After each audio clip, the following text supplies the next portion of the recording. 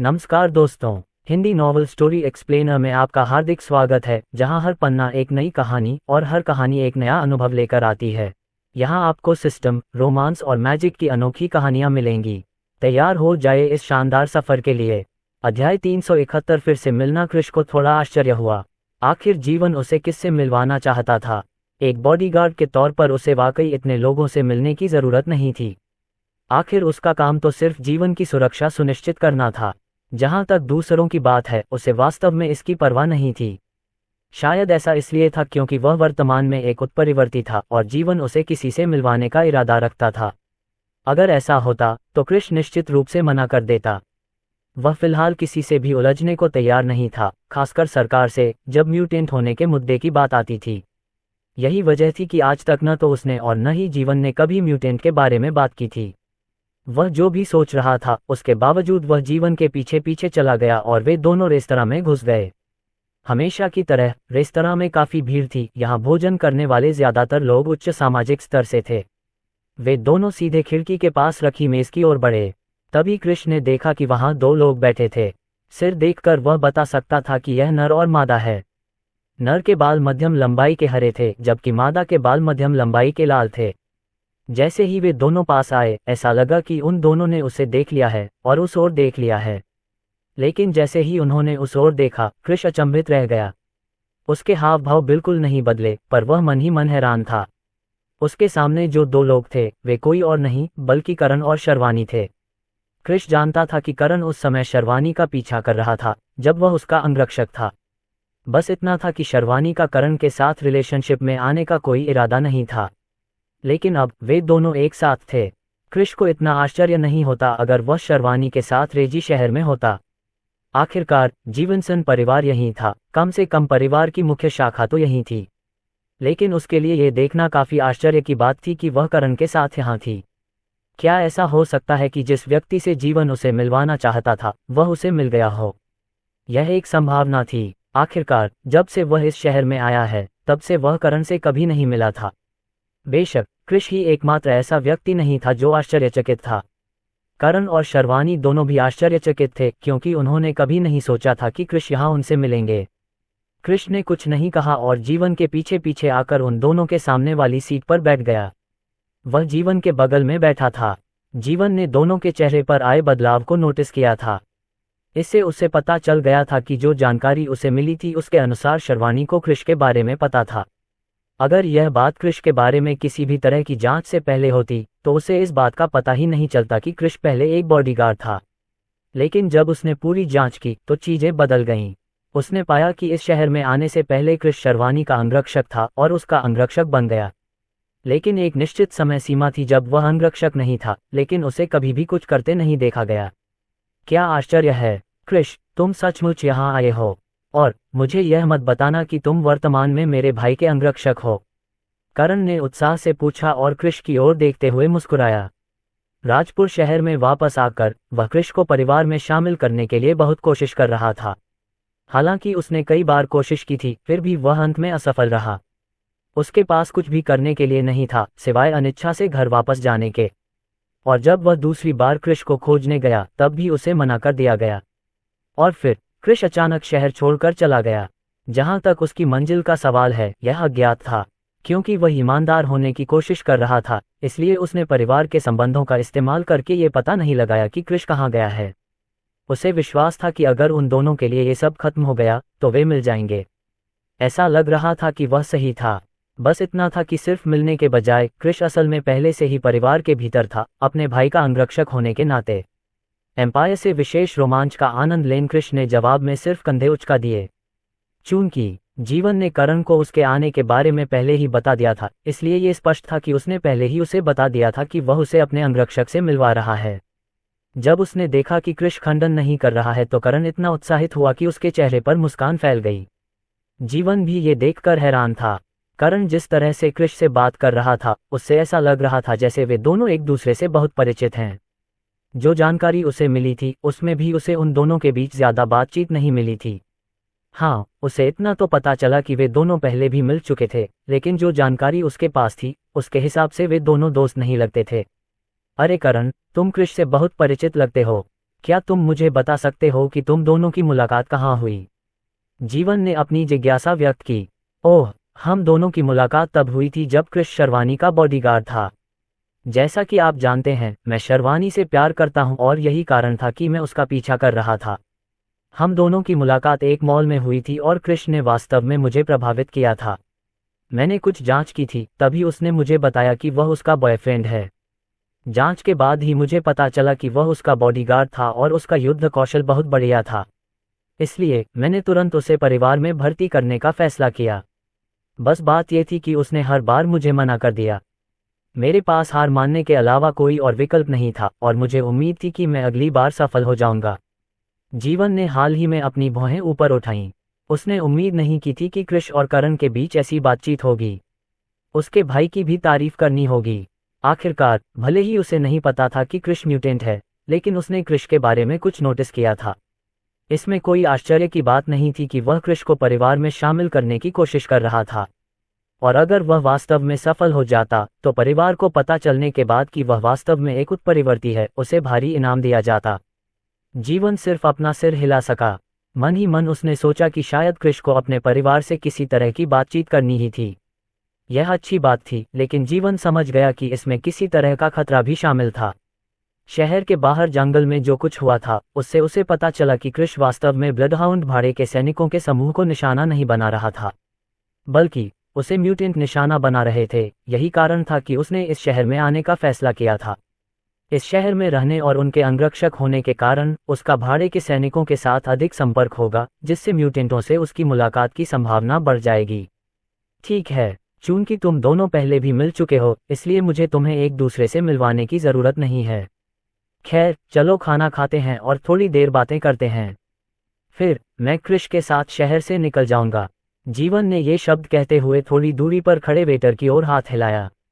जैसे ही वेटर आया, जीवन ने आगे बढ़कर कई व्यंजनों का ऑर्डर दे दिया। उसने हर व्यक्ति से पूछा कि उन्हें क्या चाहिए, और ये देखते हुए कि वे सभी दिए गए मेनू को देख सकते थे, सभी ने वही ऑर्डर किया जो उन्हें चाहिए था। जब भोजन तैयार हो रहा था, तब काफी देर तक मेज पर सन्नाटा छाया रहा। अंततः जीवन ने बोलना शुरू किया।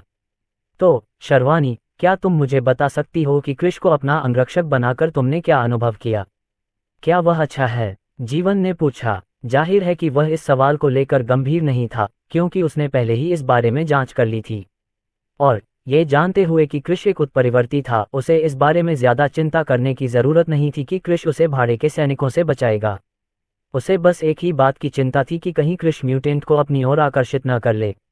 वह भाड़े के सैनिकों से तो निपट सकता था, लेकिन म्यूटेंट का क्या? पिछले अनुभव से जीवन को पता चल गया था कि क्रिश एक बहुत ही शक्तिशाली म्यूटेंट था। लेकिन वह कितना शक्तिशाली था? क्या वह अपने पीछे आने वाले सभी म्यूटेंट से निपटने में सक्षम था? यह ऐसी बात थी जिसके बारे में वह चिंता कर सकता था, लेकिन उसे इस बारे में ज्यादा दबाव नहीं था। किसी भी मामले में विशेष इकाई के सदस्य के रूप में उसका जीवन हमेशा खतरे से भरा रहता था जब उसे भाड़े के सैनिकों से निपटना होता था। उसके लिए इसमें कोई खास अंतर नहीं था। आखिरकार खतरा तो खतरा ही था, और वह जितने खतरों का सामना कर रहा था, उनमें उसकी जान जाने की संभावना भी थी। सवाल सुनते ही शर्वानी के चेहरे पर एक अजीब सी उदासी छा गई। उसने क्रिश की तरफ देखा और पाया कि क्रिश को उससे पूछे गए सवाल से कोई मतलब नहीं था। उसने जवाब देने से पहले थोड़ा सा नाक भान सिकुड़ी। मैं कह सकती हूँ कि वह काफी अच्छा था। और ये शब्द कहने के तुरंत बाद उसने अपने हाथ में लिए फोन पर ध्यान केंद्रित किया। ये स्पष्ट था कि वह अब इस विषय पर बात नहीं करना चाहती थी। अध्याय 372 सरकार के हताशापूर्ण उपाय। जीवन को लगा कि उसके सवाल पूछने के बाद माहौल काफी अजीब हो गया था। जहां तक करण का सवाल है, उसे पहले से ही पता था कि क्या हो रहा है, लेकिन वह क्या कर सकता था? दरअसल हाल ही में शर्वानी ने उसके साथ बाहर जाना शुरू कर दिया था, लेकिन उसे यकीन नहीं था कि यह रिश्ता चलेगा या नहीं, खासकर ये देखते हुए कि शर्वानी को इस रिश्ते में उतनी दिलचस्पी नहीं थी। लेकिन ये सोचकर कि वह उससे सच्चा प्यार करता है, उसने उसे पाने की कोशिश जारी रखने का फैसला किया। उसे विश्वास था कि वह किसी समय उसका दिल जीतने में कामयाब हो जाएगा। थोड़ी देर बाद उनके द्वारा ऑर्डर किए गए व्यंजन लाए गए। उन्होंने चुपचाप खाना खाया और आखिरकार उनके खाने के बाद जीवन बोला, मुझे लगता है कि हम बाद में मिलेंगे। क्रिश और मुझे शहर छोड़ना होगा। हमें कुछ काम निपटाने हैं, इसलिए मुझे लगता है कि हम वापस आने के बाद मिलेंगे। इसमें कितना समय लगेगा, मैं इसके बारे में निश्चित नहीं हूँ, उन्होंने कहा। जैसे ही वह ये शब्द कह रहा था, वह तुरंत उठ खड़ा हुआ, उसके पीछे क्रिश भी खड़ा हो गया। फिर वे दोनों रेस्तरां से बाहर निकले, क्रिश की कार में बैठे और कार चली गई। रेस्टोरेंट के अंदर क्रिश और करण दोनों ने कार को जाते हुए देखा। वे अपनी अपनी भावनाओं में खोए हुए थे। करण अपने भाई के बारे में सोच रहा था, जबकि शर्वानी अपनी भावनाओं के बारे में सोच रही थी। कार के अंदर क्रिश शहर के बाहरी इलाके की ओर जा रहा था। जीवन ने उसे शहर की ओर जाने के लिए कहा था और वह वही कर रहा था। जहां तक वे जा रहे थे उसे वास्तव में यकीन नहीं था। उसे लगा कि हाल ही में कुछ अजीब हुआ है। एआई के इस्तेमाल से वह विशेष इकाई की किसी भी चाल के बारे में कोई जानकारी हासिल करने में कामयाब नहीं हुआ था। इसके अलावा पिछले हफ्ते भाड़े के सैनिक बेहद निष्क्रिय रहे हैं। ये कुछ ऐसा था जो पहले कभी अनुभव नहीं किया गया था। जहां तक क्रिश को इसके बारे में पता था, तो वह आई के जरिए पूरे दक्षिणी प्रांत के पिछले इतिहास से परिचित था। दक्षिणी प्रांत में भाड़े के सैनिकों की गतिविधियां कभी नहीं रुकीं। हालांकि इसकी तुलना मध्य प्रांत में भाड़े के सैनिकों की गतिविधियों से नहीं की जा सकती थी, लेकिन पिछले हफ्ते यहां बहुत शांति थी। सरल शब्दों में कहें तो छोटे भाड़े के सैनिकों के समूहों ने भी कोई कदम नहीं उठाया। एस्कॉर्ट मिशन, हत्या मिशन, पुनर्प्राप्ति मिशन आदि भाड़े के सैनिकों द्वारा बिल्कुल भी नहीं चलाए गए। और जब क्रिश ने इसका कारण जानने की कोशिश की कि ऐसा क्यों हो रहा है, तो वह बिल्कुल भी नहीं जान पाया। लेकिन उसने सोचा कि संभवतः ये दक्षिणी प्रांत में म्यूटेंट की उपस्थिति से संबंधित था। सरकार ने पहले ही म्यूटेंट को दक्षिणी प्रांत में भेज दिया था। यहाँ उनकी मौजूदगी से यह स्पष्ट था कि भाड़े के सैनिक, जो कि आम लोग थे, म्यूटेंट को भड़काने से सावधान रहेंगे। जीवन ने भी कुछ समझाने की कोशिश नहीं की, बल्कि चुपचाप अपनी सीट पर बैठा रहा, जैसे कुछ सोच रहा हो। वह किस बारे में सोच रहा था, ये तो केवल वही जानता था। Several minutes later, they managed to get out of the city. Jeevan had not clarified any direction that he had to use, and so Krish used the shortest way out of the city, which allowed them to get there in just about 40 minutes. The moment that they got out of the city, Jeevan finally spoke up. We are actually going to the central province. We have been recalled to go there, as we need to undergo some form of training. With the current situation, it is clear that the mutants are the future of our world. Since we are members of the special unit, we will immediately lose the capability that we hold at the moment if all the mercenaries suddenly became mutants. According to the information that I received recently, it seems that the research that the government has been doing is already about to succeed. The moment that it does, it will be the time that the mutants will begin reigning supreme within this world. We will be part of the mutants, and we can continue with our role of maintaining peace within this country. Krish was surprised by the piece of information that was revealed by Jeevan. This was the very first time that Jeevan had ever informed him about something as secretive as this. It was clear that even though Krish was currently Jeevan's bodyguard, Jeevan always made sure to keep some secrets from him. But this time, he had revealed everything that was going to happen soon, and of course, the thing that surprised Krish the most was the fact that the government was already about to succeed. If the government really succeeded, it was clear that the military would be converted into mutants, and with that, the combat strength of the government would increase. At that point, the government would finally be capable of repelling those world-class mercenary groups. But, was the government the only one that was doing the research? Additionally, was it possible that the government did not have any mole within them? It was impossible, right?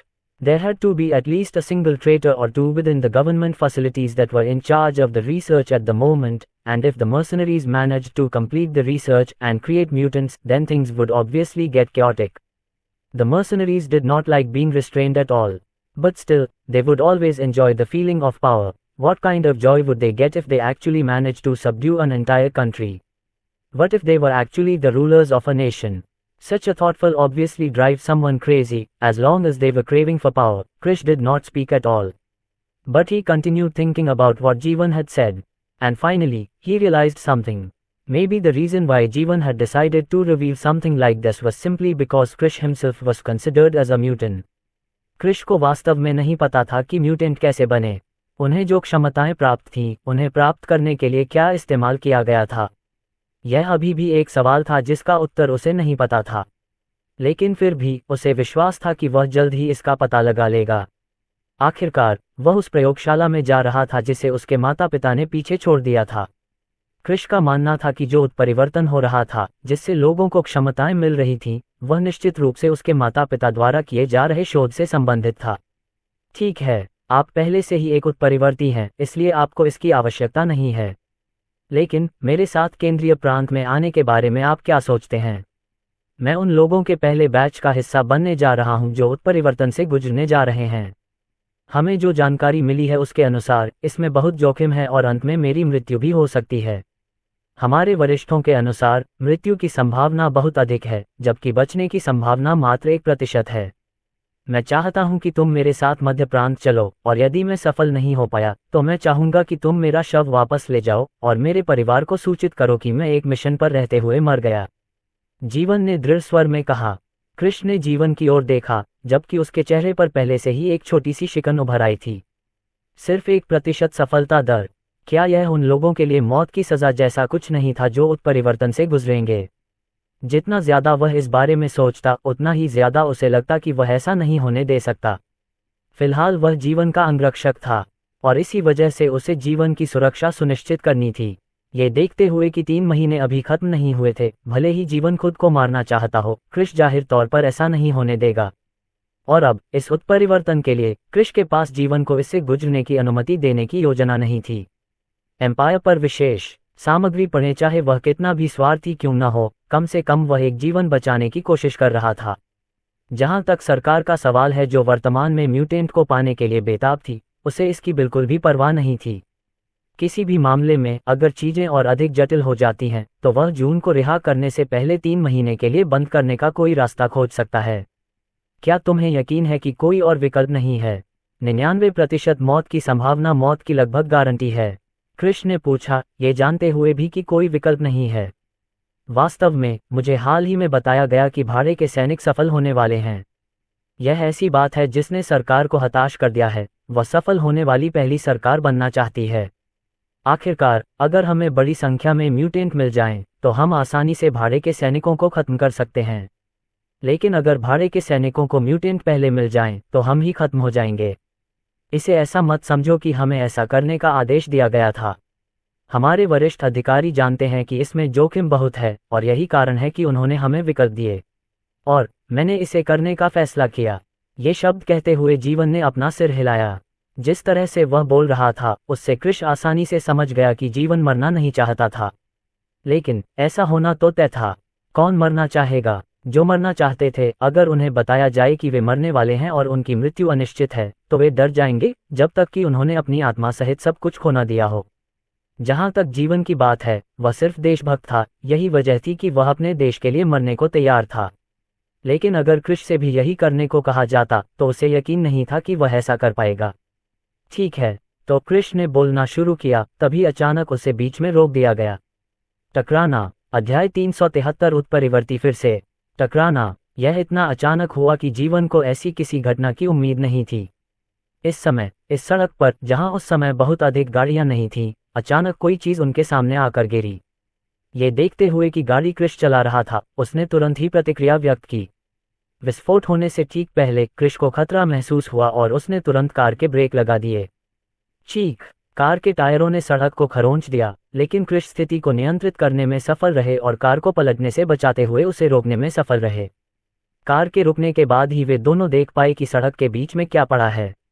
इस समय वे देख सकते थे कि एक व्यक्ति था जिसने अपने चेहरे पर काला मुखौटा पहना हुआ था और उनका रास्ता रोक रहा था। जो कुछ हुआ था उससे कृष को तुरंत पता चल गया कि यह एक उत्परिवर्ती था, और अगर यह एक उत्परिवर्ती था तो इसका मतलब था कि वह लक्ष्य था। उन्हें पहले से ही अंदाजा था कि ऐसा कुछ होने वाला है, लेकिन ऐसा अभी क्यों होना था? आखिरकार वह तो केंद्रीय प्रांत में जाकर कार्रवाई शुरू करने की ही योजना बना रहे थे। बेशक सबसे पहले वह उस प्रयोगशाला को खोजने की योजना बना रहा था जिसे उसके माता पिता पीछे छोड़ गए थे। उसे यकीन नहीं था कि वहां उसका क्या इंतजार है, लेकिन उसे वहां जाना ही था। लेकिन ऐसा होने से पहले उसे उस उत्परिवर्ती से निपटना होगा जो वर्तमान में उसका रास्ता रोक रहा था। न तो कृष और न ही जीवन कार से बाहर निकले। जीवन को यह बात समझ में आ गई थी कि ऐसी स्थिति में उसका कोई प्रभाव पड़ना असंभव था, क्योंकि वे म्यूटेंट से निपट रहे थे। उसके लिए कृष के करीब रहना बेहतर था, क्योंकि वह सबसे सुरक्षित जगह थी। कृष एक म्यूटेंट था, और वह भी एक मजबूत म्यूटेंट। ये स्पष्ट था कि वही था जो उसे बचाने की सबसे अधिक क्षमता रखता था। इससे भी बढ़कर कृष उसका अंगरक्षक था। जाहिर है उसकी सुरक्षा करना उसकी जिम्मेदारी थी। इसलिए जीवन की कार से बाहर जाने की कोई योजना नहीं थी, जब तक कि क्रिश उन्हें उस समय कार से बाहर निकलने के लिए न कहे। दूसरी ओर क्रिश ने पहले ही अपने आसपास हो रही हलचल को भांप लिया था। ये स्पष्ट था कि कोई एक व्यक्ति नहीं बल्कि कई लोग आए थे। उनके आसपास की हलचलों की आवाज़ों से क्रिश को पता चल गया कि वहां कम से कम 3 लोग थे।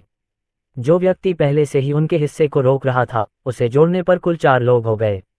ये वह क्षण था जब क्रिश को आखिरकार समझ में आया कि ब्लैक मर्सिनरी ग्रुप और साथी परिवार इतने सरल नहीं थे।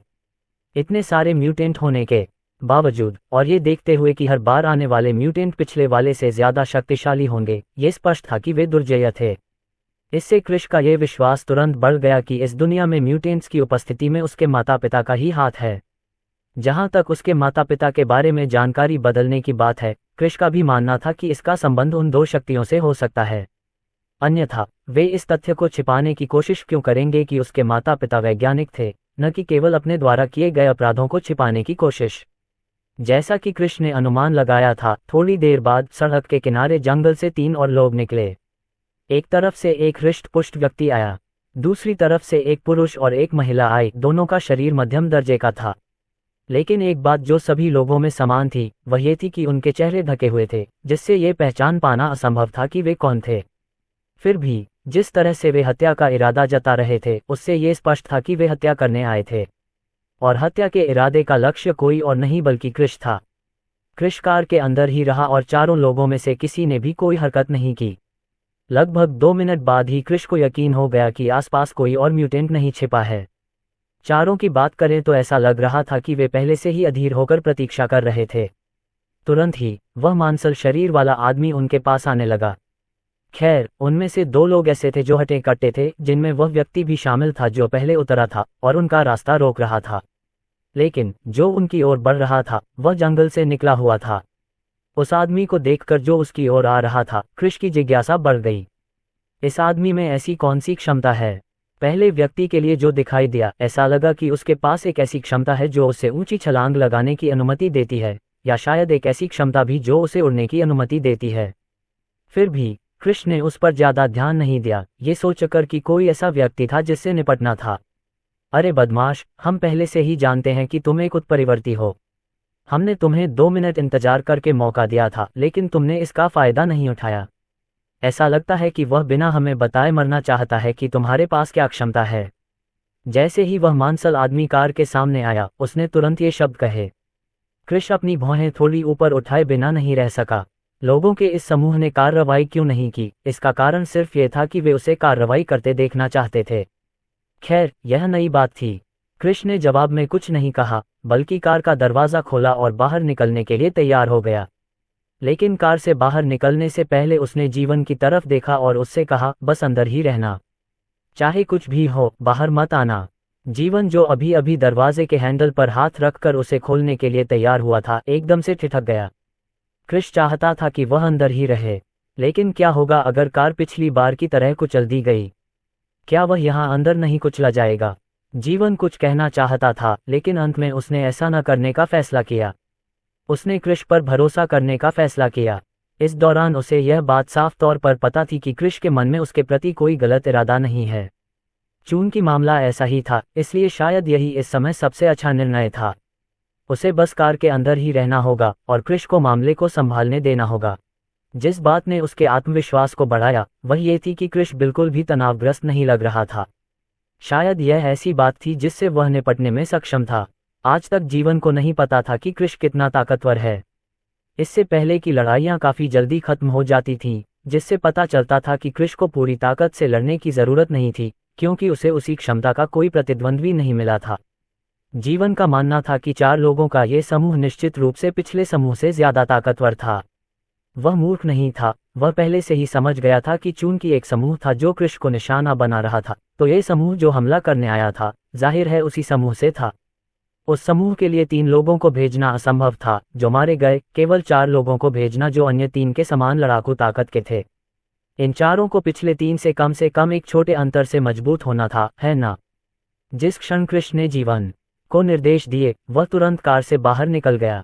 फिर उसने अपनी टेलीकिनेसिस क्षमता को सक्रिय किया, जिससे कार पूरी तरह से उसके चारों ओर फैल गई। इस समय जीवन को भी इसका एहसास नहीं हुआ, लेकिन कार वास्तव में हवा में तैर रही थी, जमीन से बस कुछ मिलीमीटर की दूरी पर। जिस तरह से क्रिश अपनी क्षमता को नियंत्रित कर सकता था, उससे चारों के लिए कुछ भी नोटिस करना असंभव था। इसलिए उन्होंने यह नहीं देखा कि क्रिश ने कार को घेरने के लिए अपनी क्षमता का इस्तेमाल पहले ही कर लिया था। ऐसा करने का कारण सरल था। क्रिश को यकीन नहीं था कि क्या पहले कोई ऐसा व्यक्ति था जिसके पास टेलीकिनेसिस क्षमता थी। अगर वह व्यक्ति अचानक उस कार का इस्तेमाल करके उसे टक्कर मारने या शायद कार को कुचलने का फैसला करता ताकि अंदर मौजूद व्यक्ति को मार सके, तो चीजें मुश्किल हो जाएंगी। अगर जीवन दूर होता तो क्रिश उसकी रक्षा नहीं कर पाता और टेलीकिनेसिस क्षमता रखने वाला व्यक्ति पहले हमला कर देता। यही कारण था कि क्रिश ने सावधानी बरतने का फैसला किया।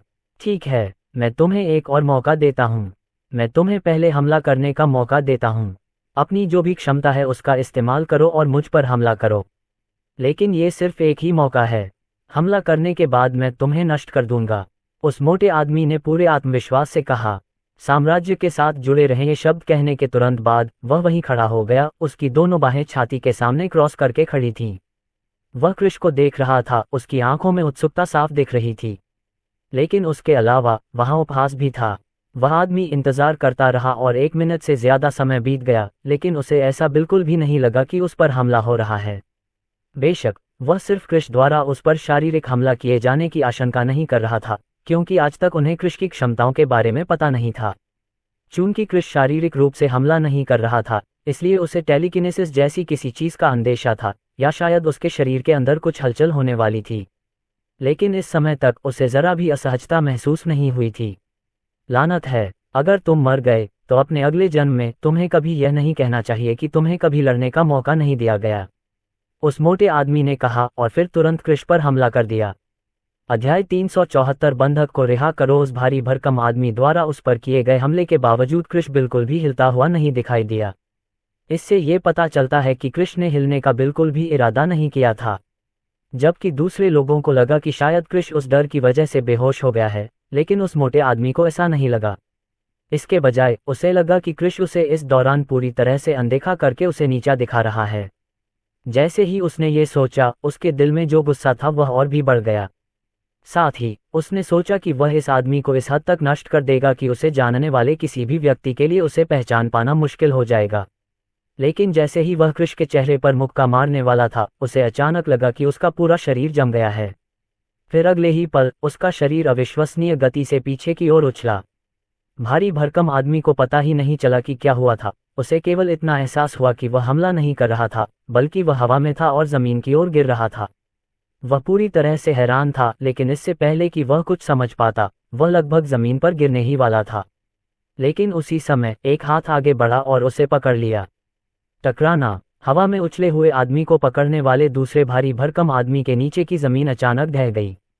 इससे कोई भी आसानी से बता सकता था कि वह भारी भरकम आदमी जिस गति से आगे बढ़ रहा था, वह पागलपन भरी थी। हमला करने वाले भारी भरकम आदमी को स्थिर करने में मदद करने के बाद वे दोनों और बाकी सभी एक ही दिशा में देखने लगे। उस समय जंगल से 4 लोगों का एक समूह निकल रहा था। जिस समय उन चारों ने उन पर हमला किया, वे नाराज हुए बिना नहीं रह सके। बस इतना था कि उनके चेहरे पर जो भाव थे, वे नकाब पहने हुए थे, इसलिए उन्हें नहीं देखा जा सका। लेकिन फिर भी उनकी आंखों से यह आसानी से पता चल रहा था कि वे बाकी 4 लोगों की मौजूदगी से खुश नहीं थे। अरे, उन्हें अभी क्यों आना पड़ा? उन्हें कम से कम 5 मिनट तक इंतजार करना चाहिए था, ताकि हम अपना काम पूरा कर सके जो हमें दिया गया है। क्रिश पर हमला करने आए 4 लोगों में से एक बोला, तुम किस बात पर बड़बड़ा रहे हो? ऐसा नहीं है कि हम उनसे डरते हैं। हम उनसे निपट लेंगे और सरकार को उन म्यूटेंट से छुटकारा दिलाने में मदद करेंगे जिन्हें वह नहीं चाहती। उसके बाद हम आगे बढ़ सकते हैं और हमें जो काम दिया गया है उसे पूरा कर सकते हैं। समूह में एकमात्र महिला ने कहा, आपका अगला पठन एम्पायर पर है। फिलहाल उसकी बाहें छाती के सामने क्रॉस करके खड़ी थीं और वह 4 लोगों के समूह की ओर देख रही थी जो वहां पहुंचे थे। ये समूह क्रिश और जीवन के बहुत करीब था। जीवन ने जो कुछ देखा था उसकी उम्मीद उसे नहीं थी। बेशक म्यूटेंट के लिए उसका मानना था कि वे ही क्रिश को निशाना बना रहे थे। कारण के बारे में यह अभी तक अज्ञात है, लेकिन अब ऐसा लग रहा था कि म्यूटेंट्स का एक और समूह हमला करने के लिए आया है। अब तक उसने क्रिश को केवल शारीरिक क्षमता और गति का उपयोग करते देखा था। उसे विश्वास नहीं था कि क्रिश के पास एक और क्षमता है। इसलिए उनका मानना था कि उस भारी भरकम आदमी के अचानक पीछे की ओर उछलने का कारण सिर्फ 4 लोगों का समूह था जो वहां आ गए थे। और चूंकि वे किसी को बिना छुए ही उड़ा देने में सक्षम थे, इसलिए ये स्पष्ट था कि वे म्यूटेंट थे। जीवन में ये पहली बार था कि वह इतने सारे म्यूटेंट देख रहा था। कुल 9 म्यूटेंट, जबकि एक भी म्यूटेंट देखना उसके लिए बहुत मुश्किल था। क्रिश को पहले से ही इसका अनुमान था। अपनी क्षमता को सक्रिय करने और कार को घेरने के लिए इसका इस्तेमाल करने के कुछ ही पलों बाद उसे अचानक जंगल से कुछ हलचल महसूस हुई। पहले तो आवाज़ बहुत धीमी थी, लेकिन क्रिश को जल्दी जल्दी आ रहे लोगों के कदमों की आवाज़ सुनाई दी। ये स्पष्ट था कि लोगों का एक समूह तेजी से आ रहा था। यह मानते हुए कि उसने ये ध्वनि अपनी क्षमता सक्रिय करने के बाद ही सुनी थी, क्रिश का मानना था कि यह उन लोगों का समूह हो सकता है जो म्यूटेंट से निपटने के लिए जिम्मेदार हैं। जहां तक इस बात का सवाल है कि वह ऐसा कैसे अनुमान लगा सकता है, तो इसका कारण केवल यही था कि शौर्य ने उसे उस समय क्या बताया था।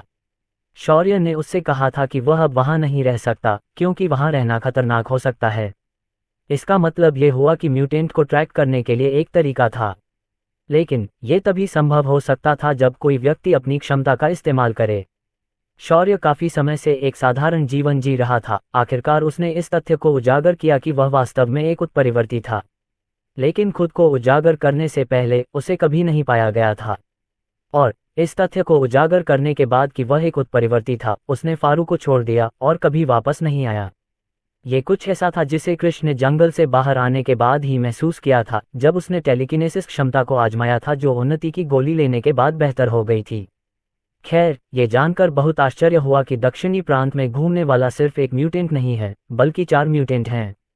और आप लोग बिल्कुल भी साधारण नहीं लगते, अभी अभी आए समूह के नेता ने कहा। वह दृश्य देख रहा था। उसने एक कार के बगल में खड़े युवक को देखा, फिर म्यूटेंट के समूह की ओर देखा। उसे लगा कि यहाँ कुछ ऐसा है जो पूरी तरह से असामान्य है। कुल मिलाकर 4 म्यूटेंट थे, और उनमें से हर एक सरल नहीं था, ये देखते हुए कि उनके पास काफी ताकत थी और म्यूटेंट के घेरे में उनकी अपनी प्रतिष्ठा थी। चारों का एक युवक के खिलाफ कार्रवाई करना, ये स्पष्ट था कि उस युवक में कुछ ऐसा था जो उन्हें आकर्षित कर रहा था।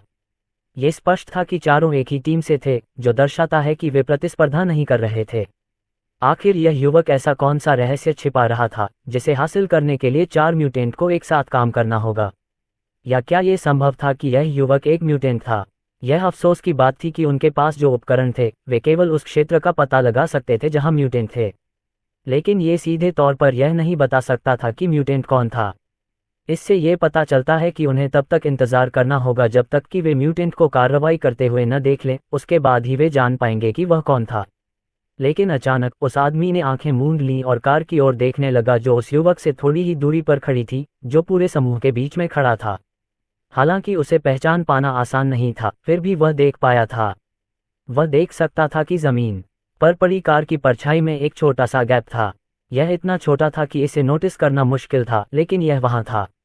इससे यह स्पष्ट था कि यह कार वास्तव में हवा में लटकी हुई थी, हालांकि थोड़ा सा। वह जो सोच रहा था, उसकी पुष्टि करने के लिए उसने अपने साथ ले जा रहे उपकरण को देखा। तभी उसे एहसास हुआ कि यह बता रहा था कि म्यूटेंट यहाँ आसपास हैं। वर्तमान में वहां एक भी म्यूटेंट नहीं था जो अपनी क्षमता का उपयोग कर रहा था। इससे यह स्पष्ट हो गया कि डिवाइस को यह संकेत नहीं देना था कि म्यूटेंट यहाँ मौजूद हैं। इसलिए इस समय उसे समझ में आ गया कि टेलीकिनेसिस क्षमता वाला एक म्यूटेंट इस समय कार को घेर रहा था। क्या ये संभव है कि वे इस युवक को धमकाने के लिए कार में बैठे व्यक्ति का इस्तेमाल कर रहे थे? ये संभव था क्योंकि म्यूटेंट के इस समूह ने सरकार के बजाय अंधेरे पक्ष में शामिल होने का फैसला किया था। तुरंत अपनी क्षमता का प्रयोग बंद करो और कार के अंदर बैठे व्यक्ति को छोड़ दो, अन्यथा हम अभी तुम्हारे खिलाफ कार्रवाई करने के लिए मजबूर हो जाएंगे। चेहरे पर सख्त भाव के साथ नेता अचानक चिल्लाया और उसने विपरीत दिशा में देखा। दूसरी ओर दूसरा समूह जो कुछ भी सुन रहा था, उससे पूरी तरह अचंभित था। वे अकेले नहीं थे, बल्कि इस व्यक्ति के साथ मौजूद अन्य 3 लोग भी अचंभित थे, क्योंकि उन्हें समझ में नहीं आ रहा था कि वह क्या कहना चाह रहा था। अब तक उन्होंने किसी को भी अपनी क्षमता का उपयोग करते हुए नहीं देखा था, लेकिन अब वह दावा कर रहा था कि कोई है जो किसी को बंधक बनाने के लिए अपनी क्षमता का उपयोग कर रहा है। इसकी पुष्टि करने के लिए उन सभी ने अपने पास मौजूद उपकरणों को देखा, केवल ये देखने के लिए कि यह संकेत दे रहा था कि उनके आसपास कोई उत्परिवर्ती गतिविधि कर रहा था। हालांकि उन्हें यह समझ में नहीं आ रहा था कि यह म्यूटेंट किसी को बंधक कैसे बना रहा है, फिर भी वे सभी कार्रवाई के लिए तैयार हो गए। वे म्यूटेंट को किसी की हत्या करने की इजाज़त नहीं दे सकते थे, खासकर उनकी निगरानी में। दूसरी ओर बाकी 4 म्यूटेंट बिल्कुल अवाक थे। यह आदमी क्या बात कर रहा था? क्या उसे उन पर हमला करने के लिए वाकई किसी कारण की ज़रूरत थी? कारण पहले से ही मौजूद था, ये देखते हुए कि वे वर्तमान में दक्षिणी प्रांत के भीतर थे। ये कुछ ऐसा था जो निषिद्ध था, ये देखते हुए कि म्यूटेंट को केवल केंद्रीय प्रांत के भीतर रहने की अनुमति थी। क्या यह उन पर हमला करने के लिए पर्याप्त कारण नहीं था? क्या ऐसा हो सकता है कि सरकार में शामिल होने वाले म्यूटेंटों के लिए जो नियम और कानून बनाए गए थे, उन्हें बदल दिया गया हो? अध्याय 375 की गई कार्रवाई सुनकर कृष भी हैरान रह गया। जिस तरह से वह आदमी बोल रहा था, उससे कृष को तुरंत समझ आ गया कि उसे पहले ही पता चल गया था कि कार में कोई शक्ति समा गई है। जाहिर है कि कृष ने ऐसा जीवन की रक्षा के लिए किया था, लेकिन इसके अलावा उसने उन म्यूटेंट के बारे में भी सोचा था जो यहाँ आसपास थे, और उन म्यूटेंट की तलाश कर रहे थे जो अवैध रूप से दक्षिणी प्रांत में थे। उसने बस इसे आजमाने के बारे में सोचा, लेकिन ऐसा लग रहा था कि वह मौके पर ही था। अगर वह वास्तव में हमला करने के लिए इस दौरान अपनी खुद की क्षमता का उपयोग करना शुरू कर देता, तो अभी अभी आए इन चारों को स्पष्ट रूप से पता चल जाता कि वह भी एक उत्परिवर्ती था। उसने जो किया था उसमें जोखिम था, लेकिन ऐसा प्रतीत होता है कि उन्हें वास्तव में यह एहसास नहीं था कि वही था जो कार को हवा में उड़ाने के लिए अपनी टेलीकिनेसिस क्षमता का प्रयोग कर रहा था। लेकिन ये सब ठीक था। इसके साथ ही ये चारों ही उन लोगों से निपटेंगे जिन्हें उससे निपटने के लिए भेजा गया था। जहां तक खुद और जीवन का सवाल है, वे अपनी यात्रा जारी रख सकते हैं, केंद्रीय प्रांत की ओर बढ़ सकते हैं। सरकार की ओर से समूह के नेता ने जब देखा कि उसके ये शब्द कहने के बाद भी 4 लोगों का समूह कोई प्रतिक्रिया नहीं दे रहा है, तो वह भौंचक्का रह गया। उसे तुरंत लगा कि वे उसे नीची नज़र से देख रहे हैं। एक उत्परिवर्ती के रूप में जाहिर है कि उसे अपना गौरव प्राप्त था, और नीची नज़र से देखा जाना ऐसी चीज़ थी जिसे हर उत्परिवर्ती जो खुद को मजबूत समझता था, पसंद नहीं करता था। इसलिए उन्होंने तुरंत अपने आसपास के लोगों की ओर देखा और कहा, आप सभी तैयार हो जाए, हम अभी हमला कर रहे हैं। साथ ही सुनिश्चित करें कि आप उस कार पर नजर रखें, सुनिश्चित करें कि ये 2 लोग घायल न हों। नियमों के अनुसार उसे यह सुनिश्चित करना था कि कृष और जीवन पहले इस जगह से निकल जाएं। आखिरकार म्यूटेंट के बारे में खबर ऐसी नहीं थी जिसे फैलाया जाना चाहिए था, लेकिन अब उसने पहले ही इस बारे में अपना विचार बदल दिया था। उसने सोचा कि उन दोनों को ये जानने में कोई बुराई नहीं है। आखिरकार इस तथ्य से कि वे म्यूटेंट द्वारा लक्षित किए जा रहे थे, उन्हें कम से कम म्यूटेंट के बारे में कुछ जानकारी तो थी, है ना? बाकी तीनों ने तुरंत सिर हिलाया और कार्रवाई के लिए तैयार हो गए। साथ ही वे धीरे धीरे आगे बढ़ने लगे और कृष और जीवन के पास पहुंच गए। जीवन अभी भी कार में था और इधर उधर हो रही हर चीज पर नजर रख रहा था। बेशक वह तुरंत उन 4 लोगों की पहचान बता सकता था जो अभी अभी आए थे, क्योंकि उसे समझ में आ गया था कि उन्हें शहर के बाहर हुई लड़ाई में शामिल म्यूटेंट की तलाश के लिए भेजा गया था। शुरू में ये कुछ ऐसा था जो उसने बस बनाया था। हाँ, वहाँ म्यूटेंट थे, लेकिन उन सभी को कृष ने मार डाला था। इस शहर में बचा हुआ एकमात्र म्यूटेंट कोई और नहीं बल्कि कृष था, लेकिन वह ये बात बताने को तैयार नहीं था। वैसे भी उसने कृष के बारे में कुछ भी गलत नहीं देखा था, भले ही वह अवैध रूप से दक्षिणी प्रांत में था। इसके अलावा कृष की मौजूदगी से कम ब्लडहाउंड भाड़े के सैनिकों के समूह से उसकी सुरक्षा सुनिश्चित होगी। जहां तक खतरे की बात है, तो उसे रोमांच के रूप में देखा जा सकता है और वह म्यूटेंट के बारे में अधिक अनुभव कर सकेगा। 4 लोगों का समूह आगे बढ़ा और आखिरकार वे कृष और जीवन के इर्द गिर्द खड़े हो गए। यह इस तरह से था कि उनमें से एक कार के पीछे खड़ा था, 2 बगल में, और अंत में समूह का नेता कार के सामने खड़ा था।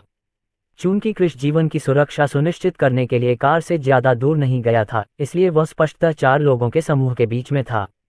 तुम दोनों को जल्द से जल्द यहाँ से निकल जाने की कोशिश करनी चाहिए, लेकिन हमारे पास कुछ ऐसा है जिसके बारे में हम तुमसे बात करना चाहते हैं, समूह के नेता ने भारी आवाज में कहा। कृष ने बस सिर हिलाया। फिर वह आगे बढ़ा और कार के अंदर बैठ गया और गाड़ी चलाने लगा। किसी भी मामले में उसे उनके यहाँ रहने की जरूरत नहीं दिखी, क्योंकि यहाँ कोई था जो उसके लिए म्यूटेंट से निपटने के लिए तैयार था। बस एक संभावना थी कि यह पता चल जाए कि वह एक उत्परिवर्ती था, और अगर ऐसा कुछ हुआ तो यह स्पष्ट था कि सरकार उसके पीछे पड़ जाएगी। लेकिन क्या इस समय इस पर ध्यान देने की जरूरत थी? बिल्कुल नहीं। आखिरकार वह इस समय सेंट्रल प्रांत की ओर जा रहा था, जो एक ऐसा क्षेत्र था जहां म्यूटेंट को रहने की अनुमति थी। जैसे ही कृष ने कार चलाना शुरू किया, उस पर हमला करने आए म्यूटेंट तुरंत घबरा गए। जाहिर है कि वे कृष को जाने नहीं दे सकते थे। अगर क्रिश चला गया तो इसका मतलब ये होगा कि उनके लिए उसे फिर से ढूंढ पाना मुश्किल होगा। क्रिश को पहले से ही पता है कि म्यूटेंट का एक समूह उसके पीछे आ रहा है, इसलिए वह पहले से ज्यादा सतर्क हो जाएगा। उन्हें क्रिश को फिर से खोजने की क्षमता पर संदेह नहीं था, लेकिन जाहिर है कि इस बार एक अच्छा मौका पाना इतना आसान नहीं होगा। अगर वे उसे केंद्रीय प्रांत के भीतर पाते हैं तो उनके लिए उससे निपटना और भी मुश्किल हो जाएगा। आखिरकार, भले ही इस देश का मुख्यालय मध्य प्रांत में स्थित था, लेकिन सरकार का मुख्यालय भी वही था। उस स्थिति में उन्हें सरकार के और अधिक उत्परिवर्ती लोगों से निपटना होगा, और जैसे ही वे कार्रवाई करेंगे, सरकार स्पष्ट रूप से आक्रमण कर देगी तथा उत्परिवर्ती लोगों के बीच लड़ाई को रोकने का प्रयास करेगी। तुरंत ही उनमें से एक व्यक्ति कार की ओर दौड़ा। ये समूह में शामिल महिला थी। उसकी गति कुछ ऐसी नहीं थी जिसे सामान्य से परे कहा जा सके, लेकिन ये स्पष्ट था कि वह एक उत्परिवर्ती थी। चूंकि गति उसकी विशेषता नहीं थी, इसलिए इसका मतलब था कि उसके पास कोई और क्षमता थी। वह क्षमता क्या थी, ये क्रिश को नहीं पता था। किसी भी मामले में उसने बस उसे अनदेखा किया और गाड़ी चलाना जारी रखा।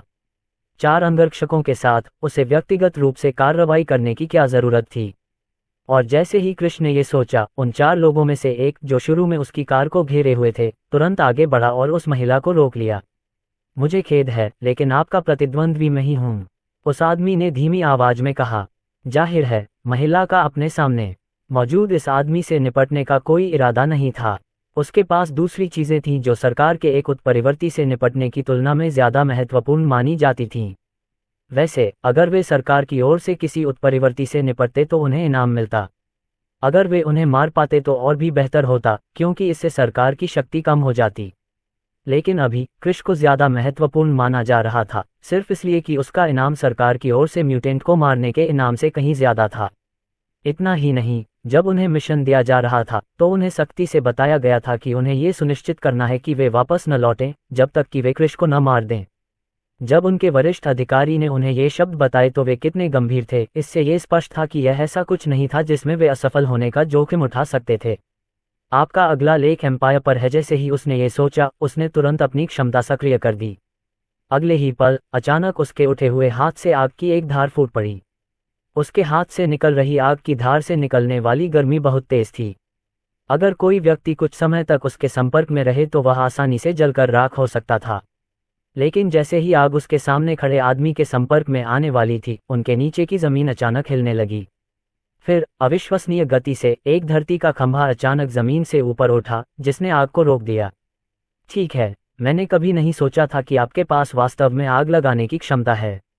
ये पहली बार है जब मुझे लगता है कि मैं आपके संपर्क में आ रहा हूँ। खैर, ये वास्तव में कोई फर्क नहीं पड़ता। किसी भी मामले में मेरे पास एक ऐसी क्षमता है जो आसानी से आपकी क्षमता का मुकाबला कर सकती है। आग की बौछार को सफलतापूर्वक रोकने के बाद आदमी ने ठहाके लगाते हुए कहा। महिला के हाव भाव देख पाना असंभव था, लेकिन उसकी आंखों से यह पता चल रहा था कि वह खुश नहीं थी, बल्कि वह थोड़ी निराश हो रही थी। लेकिन वह अकेली नहीं थी, बल्कि उससे निपटना जरूरी था, क्योंकि भले ही वह पहले आगे बढ़ी थी, लेकिन बाकी लोग भी आगे बढ़ चुके थे। वे सभी एक ही व्यक्ति को निशाना बना रहे थे, कार में बैठे क्रिश को। फिर भी वे सभी एक के बाद एक रोके गए। उनके लिए क्रिश तक पहुंच पाना असंभव था। ऐसा तब तक था जब तक कि वे उन म्यूटेंट से निपट नहीं लेते जो उन्हें रोक रहे थे। और जब उन्होंने देखा कि कार जाने वाली है तो वे सभी हताश हो गए। सामने खड़े लोगों से निपटने के बजाय उन्होंने दूर से ही कार पर हमला करने का फैसला किया। बस इतना ही था कि वे जो हमले कर रहे थे वे सभी एक के बाद एक रोक दिए जा रहे थे, जिससे वे क्रिश तक पहुंचने से रोक दिए गए।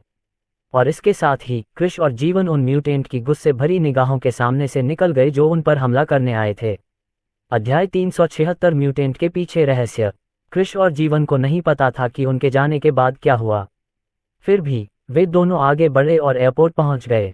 और जब वे वहां पहुंचे तो उन्होंने पाया कि ओमवीर और अन्य लोग पहले से ही उनका इंतजार कर रहे थे। उन्हें पहुंचने में काफी समय लग गया था, ये देखते हुए कि उन्हें रोका गया था और वे तेज गति से गाड़ी भी नहीं चला रहे थे। तुम लोगों को इतना समय क्यों लगा? हम लगभग 30 मिनट से इंतजार कर रहे हैं। अगले 30 मिनट में फ्लाइट आने वाली है और लोगों ने बोर्डिंग की प्रक्रिया शुरू कर दी है। ओमवीर ने क्रिश और जीवन की ओर देखते हुए पूछा, जो अभी अभी आए थे। क्रिश अपनी आंखों के कोने से जीवन को देखे बिना नहीं रह सका। ओमवीर जिस तरह से बोल रहा था उससे ऐसा लग रहा था जैसे उसे पहले से ही उम्मीद थी कि क्रिश उनके साथ सेंट्रल प्रोविंस जा रहा है। ऐसा लग रहा था कि जीवन को पूरा भरोसा था कि वह कृष को सेंट्रल प्रोविंस जाने के लिए मना लेगा। खैर, उसे ऐसा करने की जरूरत भी नहीं थी, क्योंकि कृष की खुद की सेंट्रल प्रोविंस जाने की योजना थी। बस इतना ही था कि इसे पहले ही टाल दिया जाएगा। उसने शुरू में योजना बनाई थी कि 3 महीने पूरे होने के बाद वह जीवन के अंगरक्षक के रूप में अपनी भूमिका छोड़ देगा और मध्य प्रांत की ओर चला जाएगा। राजधानी शहर में वह अपने माता पिता की प्रयोगशाला के बारे में जांच करते हुए एक अंगरक्षक की भूमिका निभाएगा। साथी और ब्लैक मर्सिनरी ग्रुप से निपटने से पहले उसे उस प्रयोगशाला में जाना था। कुछ काम आ गया है, लेकिन खैर, हम समय पर यहाँ पहुँच गए हैं और हम आगे बढ़कर सेंट्रल प्रोविंस की ओर जा सकते हैं। हम किस शहर जा रहे हैं? जीवन ने कंधे उचकाते हुए जवाब दिया, फिर पूछा। ओमवीर ने ईगल टीम के अन्य सदस्यों की ओर देखने से पहले उसकी ओर देखा। इस समय ईगल टीम के प्रत्येक सदस्य को पहले से ही समझ में आ गया था कि केंद्रीय प्रांत में पहुंचने पर उन्हें क्या करना होगा, और इस वजह से उन सभी की आंखों में जटिल भावनाएं थीं। वे समझ गए थे कि यह शायद आखिरी बार होगा जब वे अपने परिवार के सदस्यों और दोस्तों से मिलने जा रहे थे, लेकिन उन्होंने फिर भी इससे गुजरने का फैसला किया था। ये दर्शाता है कि वे कितने समर्पित थे, अपनी जान कुर्बान करने को तैयार थे। आखिरकार वे सैनिक थे, भले ही वे एक विशेष इकाई के सदस्य थे। फिर समूह उस गेट की ओर बढ़ गया जहां से उन्हें जाना था और फिर विमान में चढ़ना था। जीवन ने कृष को वह टिकट दे दिया था जो उन्होंने उसके लिए पहले ही बुक कर लिया था, और वे एक दूसरे के बगल में बैठे थे। मूलतः ईगल की पूरी टीम एक ही विमान में सवार हुई थी और वे विमान में कुर्सियों की एक ही पंक्ति में बैठे थे। विमान ने उड़ान भरी। ईगल टीम के हर सदस्य के मन में अपने अपने विचार थे। कृष के लिए वह ये सुनिश्चित करने का तरीका सोच रहा था कि जीवन को इस प्रक्रिया से न गुजरना पड़े। ऐसा नहीं था कि यह उनके लिए अनिवार्य था, बल्कि यह कुछ ऐसा था जिससे उन्होंने गुजरने का फैसला किया था। और इसी वजह से कृष का मानना था कि जब तक वह जीवन को इससे गुजरने से रोकने में कामयाब हो जाता है, तब तक बाद में कोई भी उसे दोषी नहीं ठहराएगा, सिवाय जीवन के। इसमें बहुत जोखिम था, और अगर जीवन की मौत हो जाती तो कृष के लिए चीजें और भी जटिल हो जाती। बिना क्लाइंट की सुरक्षा के वह बॉडीगार्ड कैसे बन पाता? यह ऐसी बात थी जिसकी कृष इजाजत नहीं देने वाला था। अगर ऐसा होता, लेकिन 3 महीने बीत चुके होते, तो वह इस तरह की किसी बात में हस्तक्षेप नहीं करता। लेकिन इस बार, चाहे वह कितना भी स्वार्थी क्यों न हो, उसे ऐसा करना पड़ा। बस इतना था कि वह अभी तक कोई योजना नहीं बना पाया था जिसका इस्तेमाल वह जीवन को म्यूटेशन की प्रक्रिया से गुजरने से रोकने के लिए करने वाला था। इस चीज में बहुत ज्यादा खतरा था। केंद्रीय प्रांत तक पहुंचने में कई घंटे लगने वाले थे। यह इस बात का संकेत था कि यह राष्ट्र कितना बड़ा था। उन्हें वहां पहुंचने में कम से कम 3 घंटे लगने वाले थे। खैर, शायद इसके पीछे कारण यह था कि उन्हें अपने गंतव्य तक ले जाने वाले विमान को पकड़ने से पहले दूसरे शहर में उतरना होगा, और उतरने के बाद उन्हें विमान में चढ़ने से पहले कई मिनट लग सकते थे, जो उन्हें अंतिम गंतव्य तक ले जाएगा। ब्रेक के दौरान कृष ने जीवन को एक तरफ बुलाया और उसे समझाने की कोशिश की कि वह इस प्रक्रिया से न गुजरे। आप पहले से ही इस तथ्य के बारे में जानते हैं कि मृत्यु की संभावना बहुत अधिक है। यह मृत्युदंड की तरह है। आप थोड़ी देर प्रतीक्षा करने का निर्णय ले सकते हैं, फिर जब वे उत्परिवर्तन की प्रक्रिया में सुधार कर लेंगे और सफलता दर कम से कम 90% तक सुधर जाएगी, तब आप प्रक्रिया से गुजर सकते हैं, कृष ने कहा। दूसरी ओर जीवन पूरी तरह से अवाक रह गया। वह कृष को बिल्कुल भी समझ नहीं पाया। वर्तमान में कृष एक उत्परिवर्ती था। जहां तक उस धातु की बात है जिसका उपयोग उसने उत्परिवर्ती बनने के लिए किया था, वह स्पष्ट रूप से अन्य उत्परिवर्ती के समान ही थी। अपना अगला पठनीय लेख एम्पायर पर खोजें। समझ में नहीं आ रहा था कि पहले से ही म्यूटेंट क्यों थे, लेकिन सरकार अभी भी इस बात पर शोध कर रही थी कि सामान्य मनुष्यों को म्यूटेंट में कैसे परिवर्तित किया जाए। कृष जिस तरह से बोल रहा था, उससे ऐसा लग रहा था कि वहां पहले से ही म्यूटेंटों के एक समूह के अस्तित्व में आने के पीछे कोई रहस्य, कोई कारण था, लेकिन लोगों को म्यूटेंट में परिवर्तित करने की विधि के बारे में कुछ नहीं पता था। क्या तुम मुझे कुछ बताना चाह रहे हो, या फिर सुरक्षित तरीके से उत्परिवर्ती बनने का कोई तरीका है? अगर यह सचमुच मौजूद है, तो तुम इसे सरकार को क्यों नहीं सौंप देते? आपको बहुत ज्यादा इनाम मिलेगा, और इसके अलावा आप हमारे देश को बचाएंगे। भाड़े के सैनिकों के पास पहले से ही कई म्यूटेंट हैं, और वे म्यूटेंट के बारे में शोध भी कर रहे हैं। अगर वे सरकार से पहले सफल हो जाते हैं, तो ये देश बेहद अराजक हो जाएगा। सरकार पलट जाएगी और इस देश पर भाड़े के सैनिकों का शासन होगा। और मैं तुमसे एक बात का वादा कर सकता हूँ, भाड़े के सैनिकों के अधीन नेतृत्व कुछ ऐसा है जो कोई भी कभी नहीं चाहेगा। जीवन ने कृष की ओर देखते हुए कहा। जब उसने ये सुना, तो कृष कुछ पल के लिए अवाक रह गया। खैर, सच कहा जाए तो वास्तव में एक ऐसी विधि थी जिसका उपयोग करके किसी सामान्य मनुष्य को बिना किसी खतरे के म्यूटेंट में बदला जा सकता था।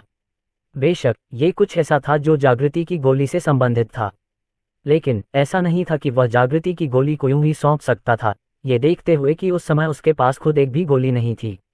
इसके अलावा जिस क्षण उसने जागृति की गोली बनाई, सरकार को गोली के उत्पादन की विधि के बारे में स्पष्ट रूप से जानना चाहिए था। क्रिश को यह गोली सिस्टम से केवल पुरस्कार के रूप में मिली थी। वह कैसे जान सकता था कि वह गोली कैसे बनाई जाती है? ये फिलहाल असंभव था जब तक कि उसे सिस्टम से गोली बनाने की विधि न मिल जाए। लेकिन अगर उन्हें यह नहीं मिला तो जाहिर है कि सरकार उन पर बहुत दबाव डालेगी, और उस समय सिस्टम के उजागर होने का बहुत बड़ा जोखिम था, जो जागृति की गोली के उजागर होने से भी ज्यादा खतरनाक था। म्यूटेंट होने के बारे में कोई रहस्य नहीं है, लेकिन जो आंकड़े सामने आए हैं उनके अनुसार सरकार द्वारा वर्तमान में जिस पद्धति का उपयोग किया जा रहा है वह अत्यंत खतरनाक है। आपके अंगरक्षक के रूप में मुझे आपकी सुरक्षा की चिंता है। यही कारण है कि मैं आपको ये सब न करने के लिए मना रहा हूँ। अगर आप चाहें तो मैं किसकी सुरक्षा करूं? क्रिश ने बस सिर हिलाते हुए जवाब दिया। जीवन ने क्रिश की ओर देखा, उसे लगा कि क्रिश जरूर कुछ छिपा रहा है। उसने ये क्यों नहीं बताया कि वह म्यूटेंट कैसे बना, लेकिन जब उसने इस बारे में बहुत सोचा तो उसे अचानक कुछ एहसास हुआ। सरकार के पास कई म्यूटेंट थे, और ऐसा क्यों था कि उनमें से किसी ने भी सरकार को यह नहीं बताया कि वे कैसे म्यूटेंट बने थे। ये स्पष्ट था कि जो लोग सरकार में शामिल हुए हैं उनके दिमाग में देश था, लेकिन ये सुनिश्चित करने के लिए कि देश और भी सुरक्षित रहे, बेहतर होगा कि अधिक म्यूटेंट हों ताकि वे भाड़े के सैनिकों से निपट सकें। लेकिन अब तक सरकार अपने शोध के जरिए म्यूटेंट बनाने का तरीका खोजने की कोशिश कर रही थी। चूंकि मामला ऐसा ही था, इसलिए ऐसा लग रहा था कि म्यूटेंट होने के बारे में कोई रहस्य नहीं है। मैंने पहले ही निर्णय ले लिया है। मेरा विश्वास करो, मैंने इस पर काफी समय तक सोचा, आखिरकार इस पर निर्णय लेने से पहले। वर्तमान में ये कहा जा सकता है कि तुम्हारे बिना मैं बहुत खतरे में हूँ। मुझे एक पूरे भाड़े के समूह द्वारा निशाना बनाया जा रहा है, जिससे निपटना जितना मैंने अनुमान लगाया था उससे कहीं अधिक कठिन है। इसका मतलब है कि अगर तुम एक दिन चले गए तो मेरी रक्षा करने वाला कोई नहीं रहेगा। किसी म्यूटेंट को अपना अंगरक्षक बनाना इतना आसान नहीं है, इसलिए जाहिर है एक साधारण अंगरक्षक के साथ इस बात की बहुत संभावना है कि मैं मर जाऊंगा। उन भाड़े के सैनिकों के हाथों मरने से बेहतर है कि मैं म्यूटेंट बनने की कोशिश करते हुए मर जाऊं, क्योंकि जिस क्षण मैं म्यूटेंट बनूंगा मैं ब्लडहाउंड भाड़े के सैनिकों के समूह से व्यक्तिगत रूप से निपटने में सक्षम हो जाऊंगा। लेकिन इसके अलावा मैं अपने देश की मदद करने के लिए पर्याप्त मजबूत होऊंगा। मैं एक सैनिक हूं और मैंने अपने जीवन के साथ इस देश की रक्षा करने की शपथ ली है। जीवन ने ये शब्द कहते हुए बस अपना सिर हिलाया। अध्याय 377 पृष्ठभूमि जानकारी संपादन। आपको पता होना चाहिए कि मैं एक अंगरक्षक हूं। मैं इस समय आपका अंगरक्षक हूं, और एक अंगरक्षक के रूप में मेरा कर्तव्य आपकी सुरक्षा सुनिश्चित करना है। और इसी कारण से, चाहे आप विश्वास करें या नहीं, मैं आपको ऐसी किसी भी चीज से गुजरने की अनुमति नहीं दूंगा जो आपके जीवन के लिए खतरा हो। तो बेशक मैं तुम्हें इस प्रयोग से गुजरने नहीं दूंगा, क्योंकि इससे तुम्हारी जान भी जा सकती है। तुम्हारे बाहर होने के बाद मुझे अब बॉडीगार्ड नहीं माना जाएगा, क्रिश ने गंभीरता से कहा। जीवन ने क्रिश की तरफ देखा और फिर जोर से हंस पड़ा। उसने क्रिश के कंधे पर हाथ फेरते हुए कहा, चिंता मत करो, मैं समझ गया कि तुम क्या कहना चाह रहे हो। चिंता मत करो, जब मैं सफल हो जाऊंगा तो मैं तुम्हारी मदद करूंगा कि तुम जिससे भी निपटना चाहो उससे निपटो। ये शब्द कहने के तुरंत बाद वह चला गया और ओमवीर और बाकी लोगों से मिलने चला गया।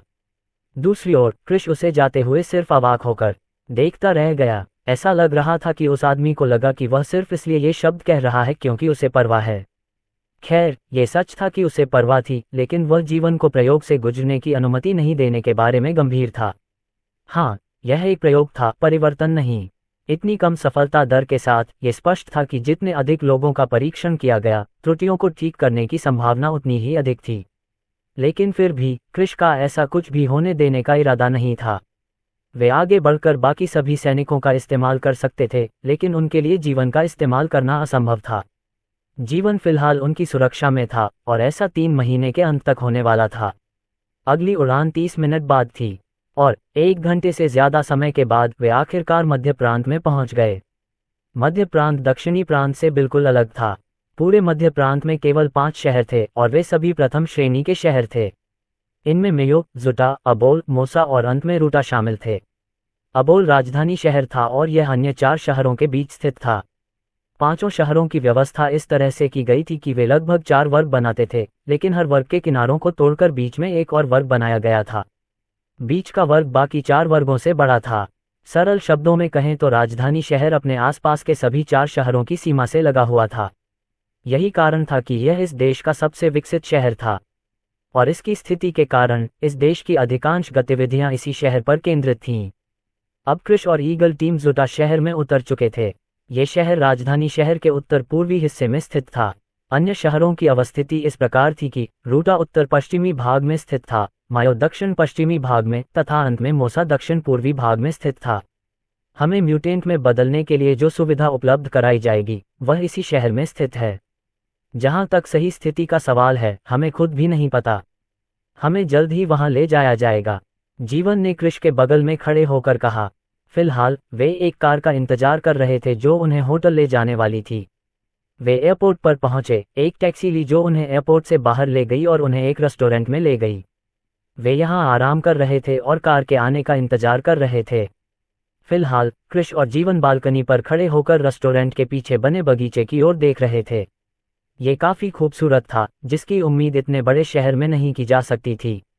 ज्यादातर मामलों में ये देखते हुए कि वे पहले से ही इस शहर में कितनी गहराई तक घुस चुके थे, इमारतों को सबसे ज्यादा प्रभावशाली चीज माना जाता था। लेकिन किसी तरह यहाँ ऐसा नहीं था। क्रिश ने जवाब में कुछ नहीं कहा, लेकिन जीवन को इससे कोई फर्क नहीं पड़ा। इस दौरान उसे समझ में आ गया था कि क्रिश कम बोलने वाला व्यक्ति है, इसलिए उसने कुछ नहीं कहा और वहीं खड़ा रहा और बगीचे की ओर देखता रहा जो तरह तरह के पौधों से भरा हुआ था। अरे, गाड़ी आ गई है, हमें चलना चाहिए। अचानक माउस की आवाज उन दोनों तक पहुंची। जब उन्होंने देखा तो उन्होंने पाया कि माउस और बाकी लोग पहले ही खाना खा चुके थे और जाने की तैयारी कर रहे थे। क्रिश और जीवन तुरंत दूसरों के पीछे चले गए और पाया कि कई कारें पहले से ही बाहर उनका इंतजार कर रही थीं। खैर, ये स्पष्ट रूप से एक कार से ज्यादा कुछ था। प्रत्येक कार में 3-3 लोग सवार हुए और जितनी कारें भेजी गई थीं उनमें क्रिश सहित ईगल टीम के सभी सदस्य आ सकते थे। कार के अंदर जीवन ईगल टीम के एक अन्य सदस्य के साथ लगातार बातें कर रहा था। वे दोनों उस समय के बारे में बहुत सारी बातें कर रहे थे जब वे मिले थे और विशेष टीम के सदस्य बनने के लिए उन्होंने जो प्रशिक्षण प्राप्त किया था। ऐसा लग रहा था मानो वे अतीत की यादों को फिर से जी रहे हों, क्योंकि उन्हें समझ आ गया था कि जिस पल उन्हें उस सुविधा में ले जाया जाएगा वह एक दूसरे को देखने का आखिरी मौका हो सकता है। वे अंदर तो जा सकते थे, लेकिन इस बात की बहुत संभावना थी कि वे वहां से कभी जिंदा बाहर नहीं निकल पाएंगे। क्रिश बस चुप रहा, एक भी शब्द नहीं बोला। वह अभी भी यह सोचने की कोशिश कर रहा था कि जीवन को किसी खतरनाक स्थिति से बचाने के लिए सबसे अच्छा तरीका क्या हो सकता है। बेशक सबसे अच्छी विधि यह होगी कि सामान्य मनुष्यों को म्यूटेंट में बदलने के लिए इस्तेमाल की जाने वाली विधि में सुधार किया जाए। इस तरह जीवन के लिए उत्परिवर्तन से गुजरना और जीवित वापस आना संभव हो सकता था। लेकिन यह ऐसा कुछ नहीं था जो वह आसानी से कर सकता था। दरअसल पिछले कुछ घंटों में जब भी उसे मौका मिला उसने एआई द्वारा दी गई जानकारी को देखा। एआई ने आनुवंशिकी से जुड़ी सारी जानकारी एकत्र कर ली थी और क्रिश के पास जो महारत हासिल करने की क्षमता थी उसके कारण वह पिछले कुछ घंटों में बहुत सारी जानकारी हासिल करने में सक्षम था। लेकिन जाहिर है उसके लिए कुछ ही समय में सारी जानकारी हासिल कर पाना असंभव था। उसे बहुत समय की आवश्यकता होगी, ये देखते हुए कि यह जानकारी का एक बड़ा हिस्सा था जो एआई द्वारा प्रदान किया गया था। वह देखना चाहता था कि क्या वह इतना कुशल हो सकता है कि म्यूटेंट बनाने का कोई तरीका खोज सके। लेकिन उसे कुछ समय के लिए रुकना पड़ा ताकि यह सुनिश्चित हो सके कि जीवन में उत्परिवर्तन न हो, तभी वह सफल हो सकता है। लेकिन इस बात की कोई गारंटी नहीं थी कि वह सफल होगा, जिसके कारण टालमटोल करने का कोई फायदा नहीं होगा। दूसरा तरीका यह था कि जीवन का अपहरण कर लिया जाए और उसे 3 महीने के लिए इस प्रोजेक्ट से दूर रखा जाए, जब तक कि उसे बॉडीगार्ड के तौर पर काम करने का 3 महीने का समय नहीं मिल जाता। वह जीवन को रिहा नहीं करने वाला था। बेशक ऐसा कुछ करने से हंगामा मचने वाला था।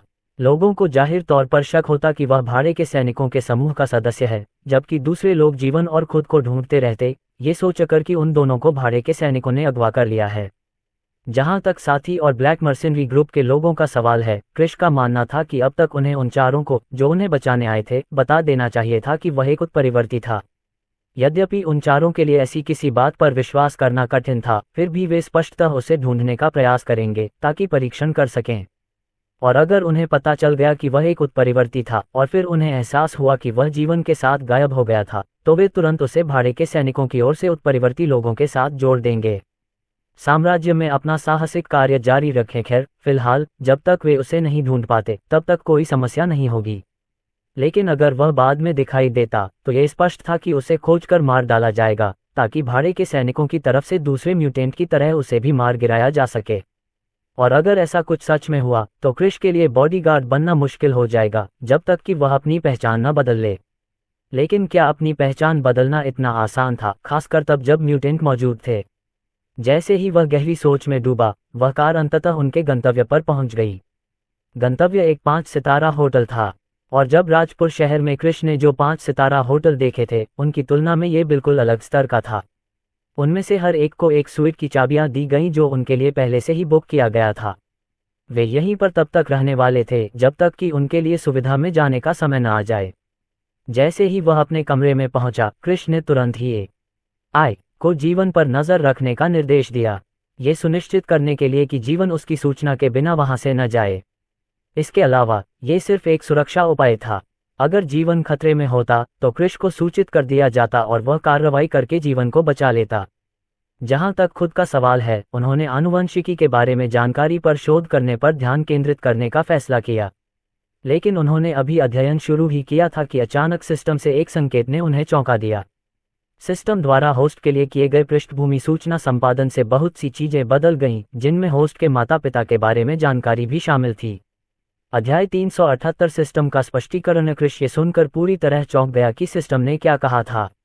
क्या वाकई उसने उसके माता पिता के बारे में जानकारी बदल दी थी? यह ऐसी बात थी जो उसकी उम्मीदों से बिल्कुल परे थी। सिस्टम, क्या आप कम से कम ये तो बता सकते हैं कि आपने जानकारी में कितना बदलाव किया है? क्रिश ने जल्दी से पूछा। सिस्टम ने समझा कि होस्ट इस समय एक खतरनाक स्थिति में है, और इस वजह से उसे निकट भविष्य में काफी खतरे का सामना करना पड़ सकता है।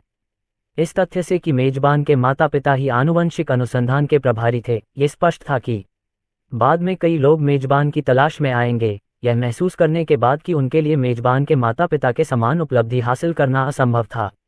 यही कारण था, और ये देखते हुए कि होस्ट अभी तक पर्याप्त रूप से मजबूत नहीं हुआ था, सिस्टम ने उस पृष्ठभूमि की जानकारी को संपादित करने का फैसला किया।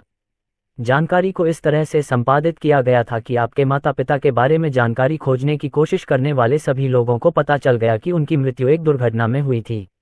उनके जीवन में जो भी उपलब्धियां मिली थीं, वे सब मिटा दी गई थीं, जिसमें जेनेटिक रिसर्च में मिली सफलता भी शामिल है। यही कारण है कि जब होस्ट ने AI से उसके माता पिता के बारे में जानकारी मांगी तो उसे कुछ भी ठोस जानकारी नहीं मिली। लेकिन सिस्टम के लिए पृष्ठभूमि की जानकारी को पूरी तरह से संपादित करना संभव नहीं है।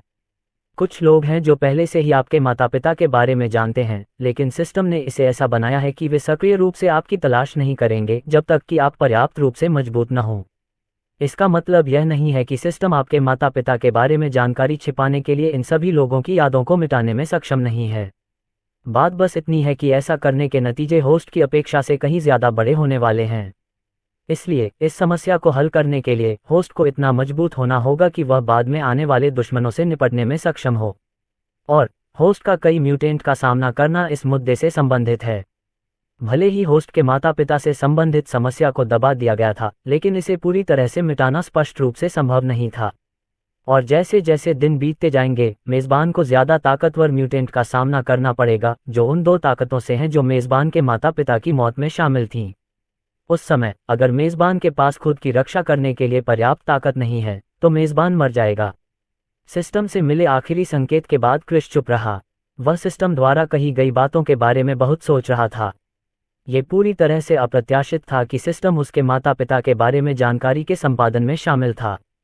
सच कहें तो यह एक अच्छी बात थी, क्योंकि इससे उसे बहुत कुछ बचा था। सिस्टम मिलने के तुरंत बाद उसे खोजने आया आखिरी व्यक्ति कोई और नहीं बल्कि लक्ष्मण साथी था। लेकिन उसके जाने के बाद क्रिश कभी भी साथी परिवार के किसी अन्य सदस्य से नहीं मिला जो उसके माता पिता की वजह से उसे खोजने आया था।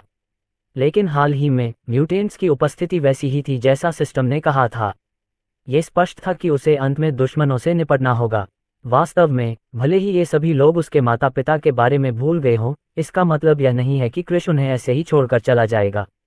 भले ही वे भूल गए हों, फिर भी वे उसके माता पिता की मौत में शामिल थे। और बेशक कृष उन्हें बिना किसी सजा के जाने नहीं देना चाहता था। उसे उनसे निपटना होगा, अपने माता पिता का बदला लेना होगा। एक और बात थी जो कृष ने नोटिस की थी, वह ये थी कि सिस्टम के अनुसार ऐसा लगता था कि वह पर्याप्त रूप से मजबूत नहीं था। वर्तमान में उसके पास जो ताकत है, अगर वह पर्याप्त सावधान नहीं रहता तो क्या वह वास्तव में मारा जा सकता था। दोनों सेनाओं में सबसे शक्तिशाली उत्परिवर्ती कितना शक्तिशाली था, कृष को यकीन नहीं हो रहा था। वह न केवल शारीरिक शक्ति बढ़ाने वाली गोलियों से बल्कि जागृति की गोली और उन्नति की गोली से भी मजबूत हो गया था। लेकिन इसके बावजूद अगर वह सावधान नहीं रहा तो वह मर जाएगा।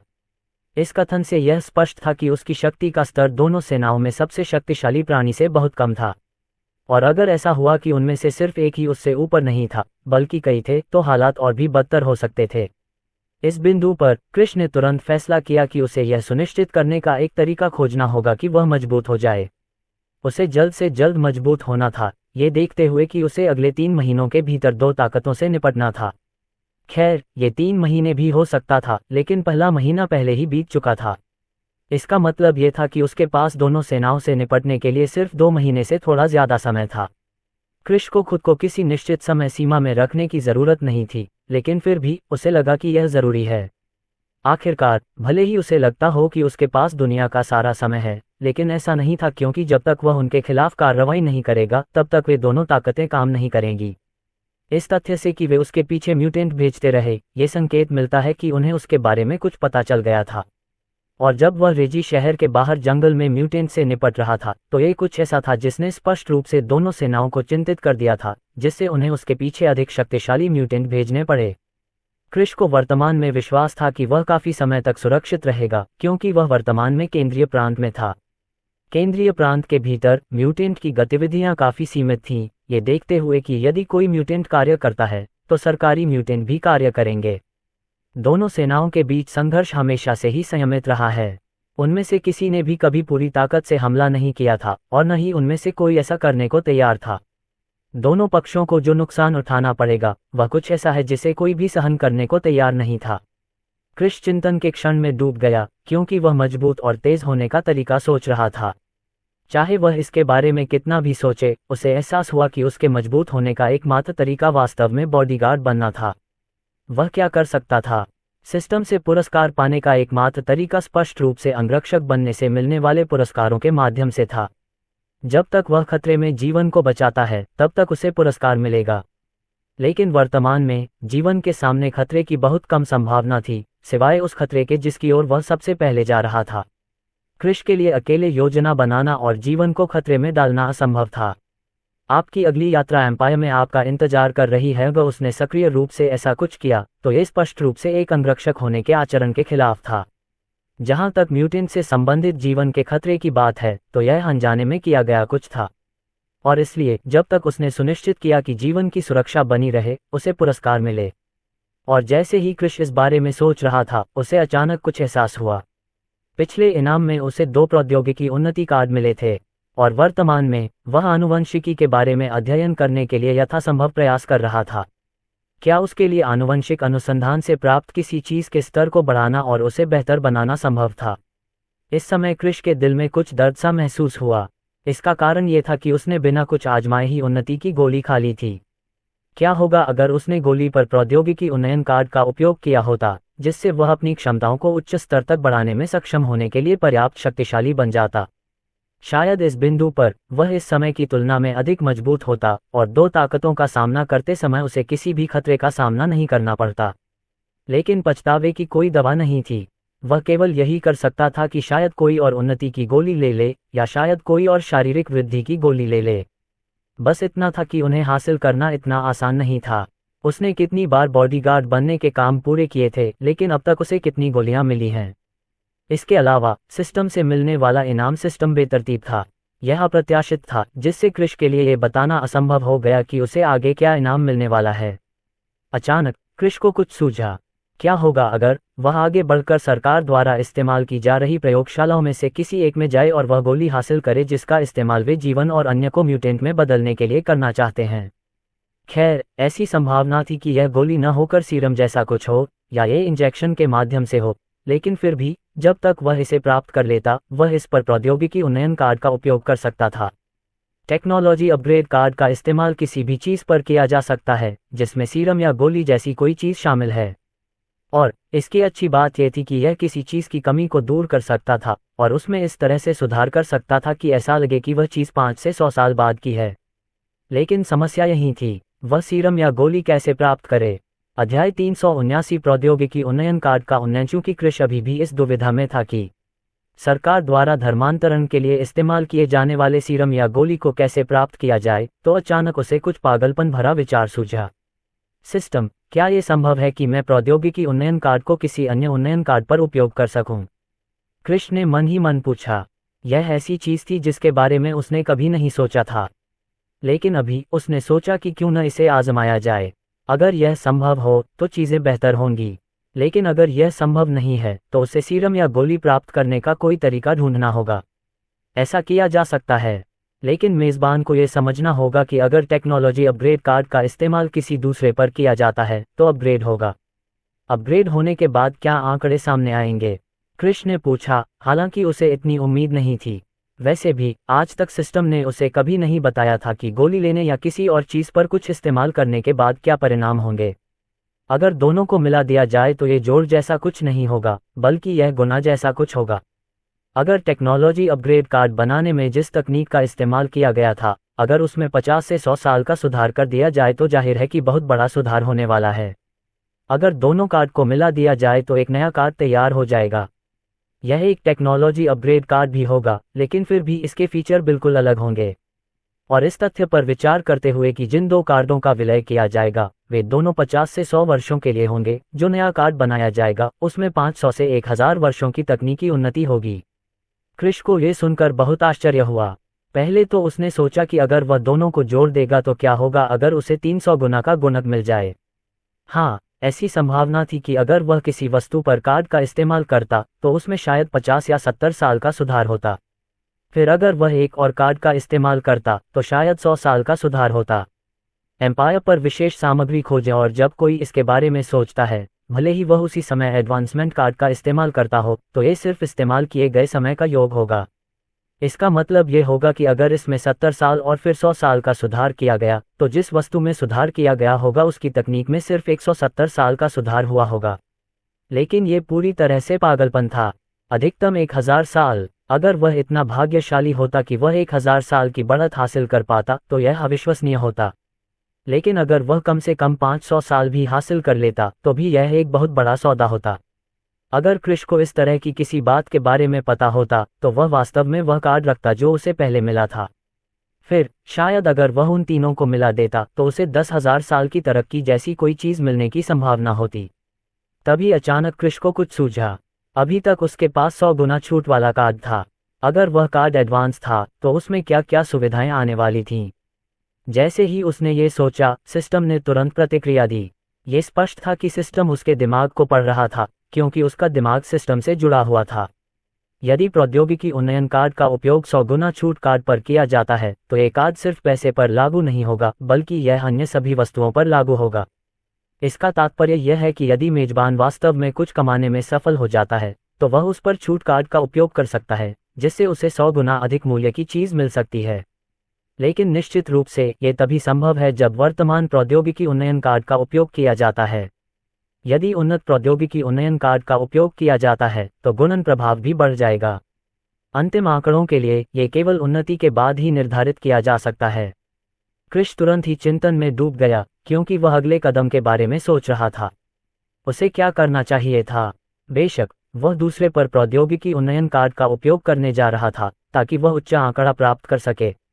लेकिन अगर वह 100 गुना छूट वाले कार्ड पर उस नए कार्ड का इस्तेमाल करता तो उसे कुछ बेहतर मिलने की क्या संभावना थी? एक संभावना थी कि उसे कुछ कम मिल सकता था, लेकिन एक संभावना ये भी थी कि वह वास्तव में और भी बड़ी कमाई कर सकता था। इस बारे में बहुत सोचने के बाद कृष ने आखिरकार एक निर्णय लिया। इस बारे में बहुत ज्यादा सोचने के बजाय वह बस आगे बढ़ सकता था और पहले से तय की गई पहली चीज पर काम कर सकता था, और वह था किसी और पर टेक्नोलॉजी अपग्रेड कार्ड का इस्तेमाल करना। जैसे ही उसने अपना मन बनाया, उसे 2 पत्तों का ख्याल आया और तुरंत ही बिस्तर पर 2 सुनहरे पत्ते दिखाई दिए। उसने उन्हें उठाया और पाया कि उनमें और पहले वाले पत्ते में कोई अंतर नहीं था। इसके तुरंत बाद प्रत्येक हाथ में एक कार्ड होने के कारण उसने अपने बाएं हाथ के कार्ड का उपयोग करके अपने दाहिने हाथ के कार्ड को उन्नत करने के बारे में सोचा। जैसे ही उसने ये सोचा, एक संकेत प्रकट हुआ। क्या आप प्रौद्योगिकी उन्नयन कार्ड पर कार्ड का उपयोग करना चाहेंगे? लेकिन सिस्टम से उन्हें केवल यही संकेत नहीं मिला, इसके अलावा और भी संकेत मिले। नोट: होस्ट को यह सूचित किया जाना चाहिए कि प्रौद्योगिकी उन्नयन कार्ड का उपयोग करने के बाद और इसे अगले स्तर पर ले जाने के बाद होस्ट अब वही प्रौद्योगिकी उन्नयन कार्ड प्राप्त नहीं कर पाएगा। इसके बजाय होस्ट को केवल उन्नत प्रौद्योगिकी उन्नयन कार्ड ही प्राप्त होंगे। लेकिन होस्ट को यह जानना होगा कि एडवांस टेक्नोलॉजी अपग्रेड कार्ड सामान्य टेक्नोलॉजी अपग्रेड कार्ड की तुलना में बहुत दुर्लभ हैं। इसलिए एडवांस टेक्नोलॉजी अपग्रेड कार्ड प्राप्त करने के लिए होस्ट को उच्च उपलब्धि की आवश्यकता होगी। क्या मेज़बान को यकीन है कि वह ये सब करना चाहता है? क्रिश ने कभी नहीं सोचा था कि ऐसा कुछ फिर से होगा। ऐसा लग रहा था कि सिस्टम ने आज उसके लिए बहुत सारे सरप्राइज रखे थे, लेकिन उन्होंने सिस्टम द्वारा दी गई जानकारी को गंभीरता से पढ़ा। खैर, ये कुछ ऐसा था जो फिर से अप्रत्याशित था, लेकिन जब उसने इस बारे में बहुत सोचा तो उसे लगा कि उसे यहाँ एक कठिन चुनाव करना होगा। वैसे उसके लिए पहले से ही प्रौद्योगिकी उन्नयन कार्ड प्राप्त करना मुश्किल था। अगर उन्नत कार्ड प्राप्त करना और भी मुश्किल होता तो उसे इसे प्राप्त करने में शायद कई और साल लग जाते। लेकिन किसी भी मामले में ऐसा नहीं था कि उसे सिस्टम से कोई और पुरस्कार नहीं मिलेगा। हाँ, उसे अब अपग्रेड कार्ड नहीं मिलेंगे, कम से कम फिलहाल, लेकिन फिर भी वह अन्य चीजें हासिल कर सकता है जो उसकी ताकत बढ़ा सकती हैं। क्रिश के लिए यह कोई नुकसान नहीं था, और इस समय उसे वास्तव में कुछ ऐसा पाने की जरूरत थी जो जल्द से जल्द उसकी ताकत बढ़ा सके। इसलिए यह एक बलिदान था जो उसे करना पड़ा। मुझे यकीन है, क्रिश ने जवाब दिया। जैसे ही उसने ये सोचा, उसके बाएं हाथ में रखा कार्ड अचानक से एक सुनहरी रोशनी के साथ फूट पड़ा। कार्ड बिखर गया और उसके दाहिने हाथ में रखा दूसरा कार्ड भी उसमें समा गया। फिर क्रिश को अपने हाथ में पकड़ा हुआ कार्ड छोड़ना पड़ा और वह उसे हवा में उड़ता हुआ देखता रहा और काफी देर तक वहीं लटका रहा। और जैसे ही सुनहरी रोशनी गायब हुई, एक और कार्ड दिखाई दिया। ये कार्ड सुनहरे रंग का नहीं था, बल्कि असल में काला था। लेकिन क्रिश समझ गया कि इस कार्ड में जो प्रगति हुई है वह सिर्फ रंग की वजह से नहीं थी। क्रिश ने हवा से गिरते हुए कार्ड को पकड़ लिया। उसने उसे देखा, ये देखने की कोशिश की कि रंग के अलावा कोई और अंतर तो नहीं है, लेकिन उसे एहसास हुआ कि आकार और बाकी सभी विशेषताएं अभी भी वही थीं। अब क्रिश ने तय किया कि अब अंतिम निर्णय लेने का समय आ गया है। क्या वह इस कार्ड का इस्तेमाल 100 गुना छूट वाले कार्ड पर करेगा या फिर किसी और चीज पर करेगा? क्रिश ने इस बारे में बहुत सोचा, लेकिन फिर एक मुश्किल फैसला लिया। वह ये था कि वह इस कार्ड का इस्तेमाल 100 गुना छूट वाले कार्ड पर करेगा। उसने सोचा कि 100 गुना छूट वाला कार्ड ज्यादा लचीला था। आखिरकार वह इसका इस्तेमाल किसी भी चीज पर कर सकता था, यहाँ तक कि पैसे पर भी, अगर उसे ऐसा करने की जरूरत हो। जहाँ तक टेक्नोलॉजी अपग्रेड कार्ड की बात है, अगर उसने वास्तव में इसका इस्तेमाल पैसे पर किया तो उसे क्या मिलने वाला था? क्या उसे वह पैसा मिलने वाला था जिसका इस्तेमाल 500 साल बाद किया जा रहा था? क्रिश ने ये सोचकर बस अपना सिर हिला दिया। इसके बजाय उसने 100 गुना छूट वाला कार्ड निकाला। ये कार्ड टेक्नोलॉजी अपग्रेड कार्ड से बिल्कुल अलग था। यह नीले रंग का था, शाही नीला। ये दूसरे कार्ड के समान ही आकार का था, लेकिन हमेशा की तरह कार्ड पर कुछ भी लिखा नहीं था। क्रिश ने तुरंत 100 गुना छूट कार्ड पर प्रौद्योगिकी उन्नयन कार्ड का उपयोग करने के बारे में सोचा और एक संकेत दिखाई दिया। क्या आप 100 गुना छूट कार्ड का उपयोग करना चाहेंगे? अध्याय 380 नामहीन। हाँ, क्रिश ने मन ही मन पुष्टि की।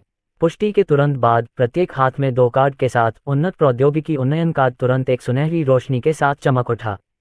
फिर वह टुकड़ों में बिखर गया जो प्रकाश में विलीन हो गए, और फिर आगे बढ़कर दूसरे कार्ड को भी अपने घेरे में ले लिया। पहले की तरह उसके हाथ में मौजूद कार्ड तुरंत हवा में उड़ गया। क्रिश ने देखा कि कार्ड प्रकाश से घिरा हुआ था, और यद्यपि वह ये नहीं देख पा रहा था कि उस प्रकाश के अंदर क्या हो रहा था, वह केवल उसकी कल्पना कर रहा था। थोड़ी देर बाद अपग्रेड पूरा हो गया और एक नीला कार्ड हवा से गिरा। क्रिश ने उसे उठाया, लेकिन उसे एहसास हुआ कि इस कार्ड और पहले वाले कार्ड में ज्यादा अंतर नहीं था। 100 गुना छूट वाले कार्ड की तरह ये कार्ड भी नीला था और बिल्कुल सादा था। इस पर एक भी अक्षर या प्रतीक नहीं था। इसकी गहन जांच करने के बाद कृष ने अंततः उस संकेत पर ध्यान दिया जो उसके सामने उस समय प्रकट हुआ था जब उसने ये कार्ड पकड़ा था। अपग्रेड सफल है और अपग्रेड के बाद आपको 1000 गुना छूट वाला कार्ड प्राप्त हुआ है। 1000 गुना छूट कार्ड। इस कार्ड का उपयोग किसी भी प्रकार की आय या निवेश पर किया जा सकता है और रिटर्न आय या निवेश का 1000 गुना होगा। कार्ड का उपयोग किसी चीज की गुणवत्ता या मात्रा बढ़ाने के लिए किया जा सकता है। इसका निर्णय कार्ड के उपयोगकर्ता पर छोड़ दिया जाएगा। कृष को जो संदेश मिला था उसे पढ़कर वह पूरी तरह चौंक गया। 1000 गुना गुणनखंड, ये तो अप्रत्याशित था। हाँ, उन्होंने एक प्रौद्योगिकी उन्नयन कार्ड का इस्तेमाल किया था जो उस वस्तु की प्रौद्योगिकी को 500 से 1000 साल तक बेहतर बना सकता था जिस पर इसका इस्तेमाल किया गया था। लेकिन फिर भी वह सिर्फ वह प्रौद्योगिकी थी जिसका इस्तेमाल उस वस्तु के निर्माण में किया गया था। एम्पायर के विशेष अध्यायों का आनंद ले इससे ये पता चलता है कि अगर उसे 1000 साल का सुधार भी मिल जाए तो भी इस बात की कोई गारंटी नहीं है कि ये 10 गुना बढ़ जाएगा। इस बात की संभावना थी कि इस कार्ड को बनाने में इस्तेमाल की गई तकनीक के 500 साल से ज़्यादा आगे बढ़ने के बाद भी गुणन प्रभाव में सिर्फ एक छोटे से अंतर से ही वृद्धि हो सकती है। अगर ये 2 गुना या 3 गुना हो जाता है तो इसे पहले से ही अच्छा माना जाता है और यही कृष की उम्मीद थी। लेकिन यह उनकी उम्मीदों से बिल्कुल परे था कि इस्तेमाल की गई तकनीक के अपग्रेड के बाद इसका 10 गुना गुणन प्रभाव होने वाला था। इसके अलावा यह एकमात्र प्रभाव नहीं था जो प्राप्त हुआ। आखिरकार अब कार्ड का उपयोग केवल पैसे पर ही नहीं किया जा सकता था, बल्कि इसके बजाय इसका उपयोग अन्य वस्तुओं पर भी किया जा सकता था। वैसे भी ये तब तक था जब तक वे निवेश का एक रूप थे या आय जो उसने अर्जित की थी। किसी भी मामले में ऐसा नहीं था कि आय पैसे के रूप में होनी चाहिए। इसलिए अगर वह आगे बढ़कर अपनी खुद की कंपनी में कार का निवेश करता है तो इसका मतलब ये होगा कि वह कार्ड का उपयोग कर सकता है जिसका कार पर गुणन प्रभाव होगा। जब उसने सोचा कि उसने क्या कमाया है तो कृष को आखिरकार कुछ ऐसा सोचना पड़ा जिसका वह इस्तेमाल कर सके। वर्तमान में उसके पास आय का कोई स्रोत नहीं था, जिसका मतलब था कि उसे निवेश करना होगा। लेकिन उसे क्या निवेश करना चाहिए था? और वह हमेशा पैसे निवेश करने वाला नहीं था, ये देखते हुए कि आय के साथ उसके पास पैसे की कमी नहीं थी। आय व्यापार करने में सक्षम था, जिसके कारण कृष एक अरबपति बन गया, और अगर उसने आय को नहीं रोका होता तो वह अब तक एक खरबपति बन चुका होता। जब वह चिंतन में डूबा तो उसे अंततः एक बात का एहसास हुआ। उसने फैसला किया कि सबसे पहले उसे जीवन को उत्परिवर्तन की प्रक्रिया से गुजरने से रोकना होगा। वह ऐसा कुछ होने नहीं दे सकता था, क्योंकि अगर ऐसा हुआ और जीवन की मौत हो गई तो सिस्टम खोने का बहुत बड़ा जोखिम था। और कृष को नहीं पता था कि अगर उसे दिए गए 1 सप्ताह के भीतर कोई क्लाइंट नहीं मिला तो क्या होगा। किसी भी मामले में कृष कोई जोखिम नहीं उठाना चाहता था, और इस समय सिस्टम को खोना उसके लिए नुकसानदेह होगा। आखिरकार उसे अभी एहसास हुआ था कि वह अधिक शक्तिशाली दुश्मनों से निपट रहा था और उसे वर्तमान की तुलना में अधिक शक्तिशाली होने की आवश्यकता होगी। और जैसे ही कृष सोच रहा था, अचानक एआई बोल पड़ा, आपके पास एक मेहमान है जो दरवाजे के पास आ रहा है। कृष अपनी भौहें थोड़ी ऊपर उठाए बिना नहीं रह सका। ऐसा क्यों था कि एआई उसे बता रहा था कि उसके घर कोई मेहमान आया है? अगर वह जीवन था तो वह निश्चित रूप से कोई मेहमान नहीं था। क्या आपके पास आने वाले व्यक्ति के बारे में कोई जानकारी है? कृष ने तुरंत पूछा, क्योंकि उसने कार्ड से जुड़ी बातों को एक तरफ रखने का फैसला किया। उसी समय उसने कार्ड को अपनी जेब में रख लिया। मैंने इस व्यक्ति के बारे में जानकारी पाने के लिए सभी संभव प्रणालियों का उपयोग करने की कोशिश की है, लेकिन मुझे एहसास हुआ कि मुझे उसके बारे में कुछ भी नहीं मिल सकता है। ऐसा लगता है जैसे वह मौजूद ही नहीं है। एआई के जवाब ने कृष को आश्चर्यचकित कर दिया। कोई ऐसा व्यक्ति था जिसके बारे में एआई भी जानकारी प्राप्त नहीं कर सकता था। अब ये कुछ नया था। ये पहली बार था जब उसका सामना किसी ऐसे व्यक्ति से होने वाला था जिसके बारे में उसे कोई जानकारी नहीं मिली थी। खैर, साथी और ब्लैक मर्सिनरी ग्रुप के पास एक तरीका था जिससे एआई को उनके बारे में जानकारी मिलने से रोका जा सकता था। क्या ये संभव है कि यह व्यक्ति उन 2 शक्तियों में से था? यह एक संभावना थी जिसके कारण कृष इस समय बहुत गंभीर हो गया था। साथ ही वह कार्रवाई करने के लिए तैयार था। अगर यह पता चला कि यह ऐसा व्यक्ति है जिसका वह ख्याल रख सकता है तो वह तुरंत उससे निपट लेगा। लेकिन अगर यह ऐसा व्यक्ति है जिसका वह ख्याल नहीं रख सकता तो उसे भागने का कोई रास्ता ढूंढना होगा। वैसे भी जीवन के अलावा किसी और को नहीं पता था कि वह बॉडीगार्ड बनने को लेकर बेहद गंभीर था। इसका मतलब यह था कि अगर ये लोग उसे पाना भी चाहते तो जाहिर तौर पर किसी का इस्तेमाल नहीं करते, क्योंकि कृष जीवनसन परिवार के अलावा किसी और के इतने करीब नहीं था। लेकिन अब तक कई लोगों को लग रहा था कि कृष और जीवनसन परिवार के बीच रिश्ते कुछ तनावपूर्ण हो गए हैं। आखिरकार जो जानकारी फैली थी उसके अनुसार क्रिश को बॉडीगार्ड के पद से हटा दिया गया था। ये वह जानकारी थी जिसे क्रिश फैलाना चाहते थे और उन्होंने एआई के उपयोग से यह सुनिश्चित किया था। वह बेडरूम से बाहर निकला, लिविंग रूम से होते हुए आखिरकार दरवाजे पर पहुंचा। उस व्यक्ति की छवि पहले से ही आई द्वारा उस डिवाइस के माध्यम से दिखाई गई थी जिसमें यह वर्तमान में स्थापित थी। क्रिश ने बिना किसी हिचकिचाहट के तुरंत दरवाज़ा खोल दिया। हालांकि वह सामान्य लग रहा था, लेकिन वह किसी भी समय हमला करने के लिए तैयार था ताकि दरवाजे के दूसरी तरफ से कोई हमला न कर दे। जैसे ही दरवाज़ा खोला गया, एक अधेड़ उम्र का आदमी सामने आया जिसके बाल बिखरे हुए थे, लेकिन फिर भी वह शालीन कपड़े पहने हुए था। उसने काली जीन्स और सफ़ेद टी शर्ट पहन रखी थी। क्रिश ने कुछ नहीं कहा, बल्कि उस व्यक्ति की ओर देखा जो वहां इंतजार कर रहा था। जहां तक उस अधेड़ उम्र के व्यक्ति का सवाल है, वह पूरी तरह से हैरान था जब उसने देखा कि क्रिश ने दरवाज़ा खोला है। आखिरकार उसके आने के बाद भी उसने घंटी नहीं बजाई थी ताकि स्वीट के अंदर मौजूद व्यक्ति को बता सके कि वह यहाँ है। लेकिन किसी तरह, जिस तरह से क्रिश उसे देख रहा था, उससे ये स्पष्ट था कि उसे पहले से ही अंदाजा था कि दरवाजे पर कोई है। ऐसा लगता है कि उन्हें उम्मीद थी कि ऐसा कुछ होने वाला है। ये बिल्कुल वैसा ही हुआ जैसा उन्होंने भविष्यवाणी की थी। हालांकि मैंने कभी नहीं सोचा था कि आपको यहाँ पहुँचने में इतना कम समय लगेगा, अधेड़ उम्र के आदमी ने क्रिश की ओर देखते हुए कहा।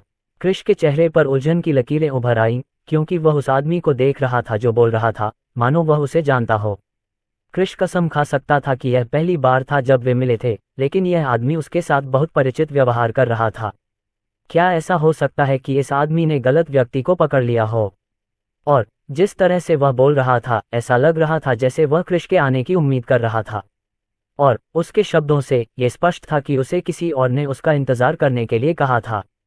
और वह आखिर किसके बारे में बात कर रहा था? अपने मन में इतने सारे सवाल लेकर क्रिश बस अपने सामने खड़े आदमी को उलझन से देख रहा था। और ऐसा लग रहा था कि उस आदमी ने यह बात समझ ली थी और उसने एक आह भरी। क्या मैं अंदर आ सकता हूँ? आदमी ने चारों ओर देखते हुए पूछा। ऐसा लग रहा था कि वह काफी सतर्क था, मानो उसे पकड़े जाने का डर हो। क्रिश एक पल के लिए झिझका, फिर एक तरफ हट गया ताकि वह आदमी कमरे में घुस सके। फिर उसने दरवाजा बंद कर दिया, जबकि वह उस आदमी पर कड़ी नजर रख रहा था। जाहिर है कि क्रिश इस समय अपनी सुरक्षा कम नहीं करने वाला था, क्योंकि यह कोई दुश्मन हो सकता था। वह आदमी कमरे के लिविंग रूम में सोफे पर आराम से बैठ गया। फिर उसने क्रिश की ओर देखा और कहा, मुझे पूरा यकीन है कि तुम उलझन में हो कि मैं कौन हूँ, क्रिश। लेकिन तुम्हें ऐसा करने की ज़रूरत नहीं है, क्योंकि तुम नहीं जान पाओगे कि मैं कौन हूँ, क्योंकि मैं नामहीन के रूप में जाना जाता हूँ। अध्याय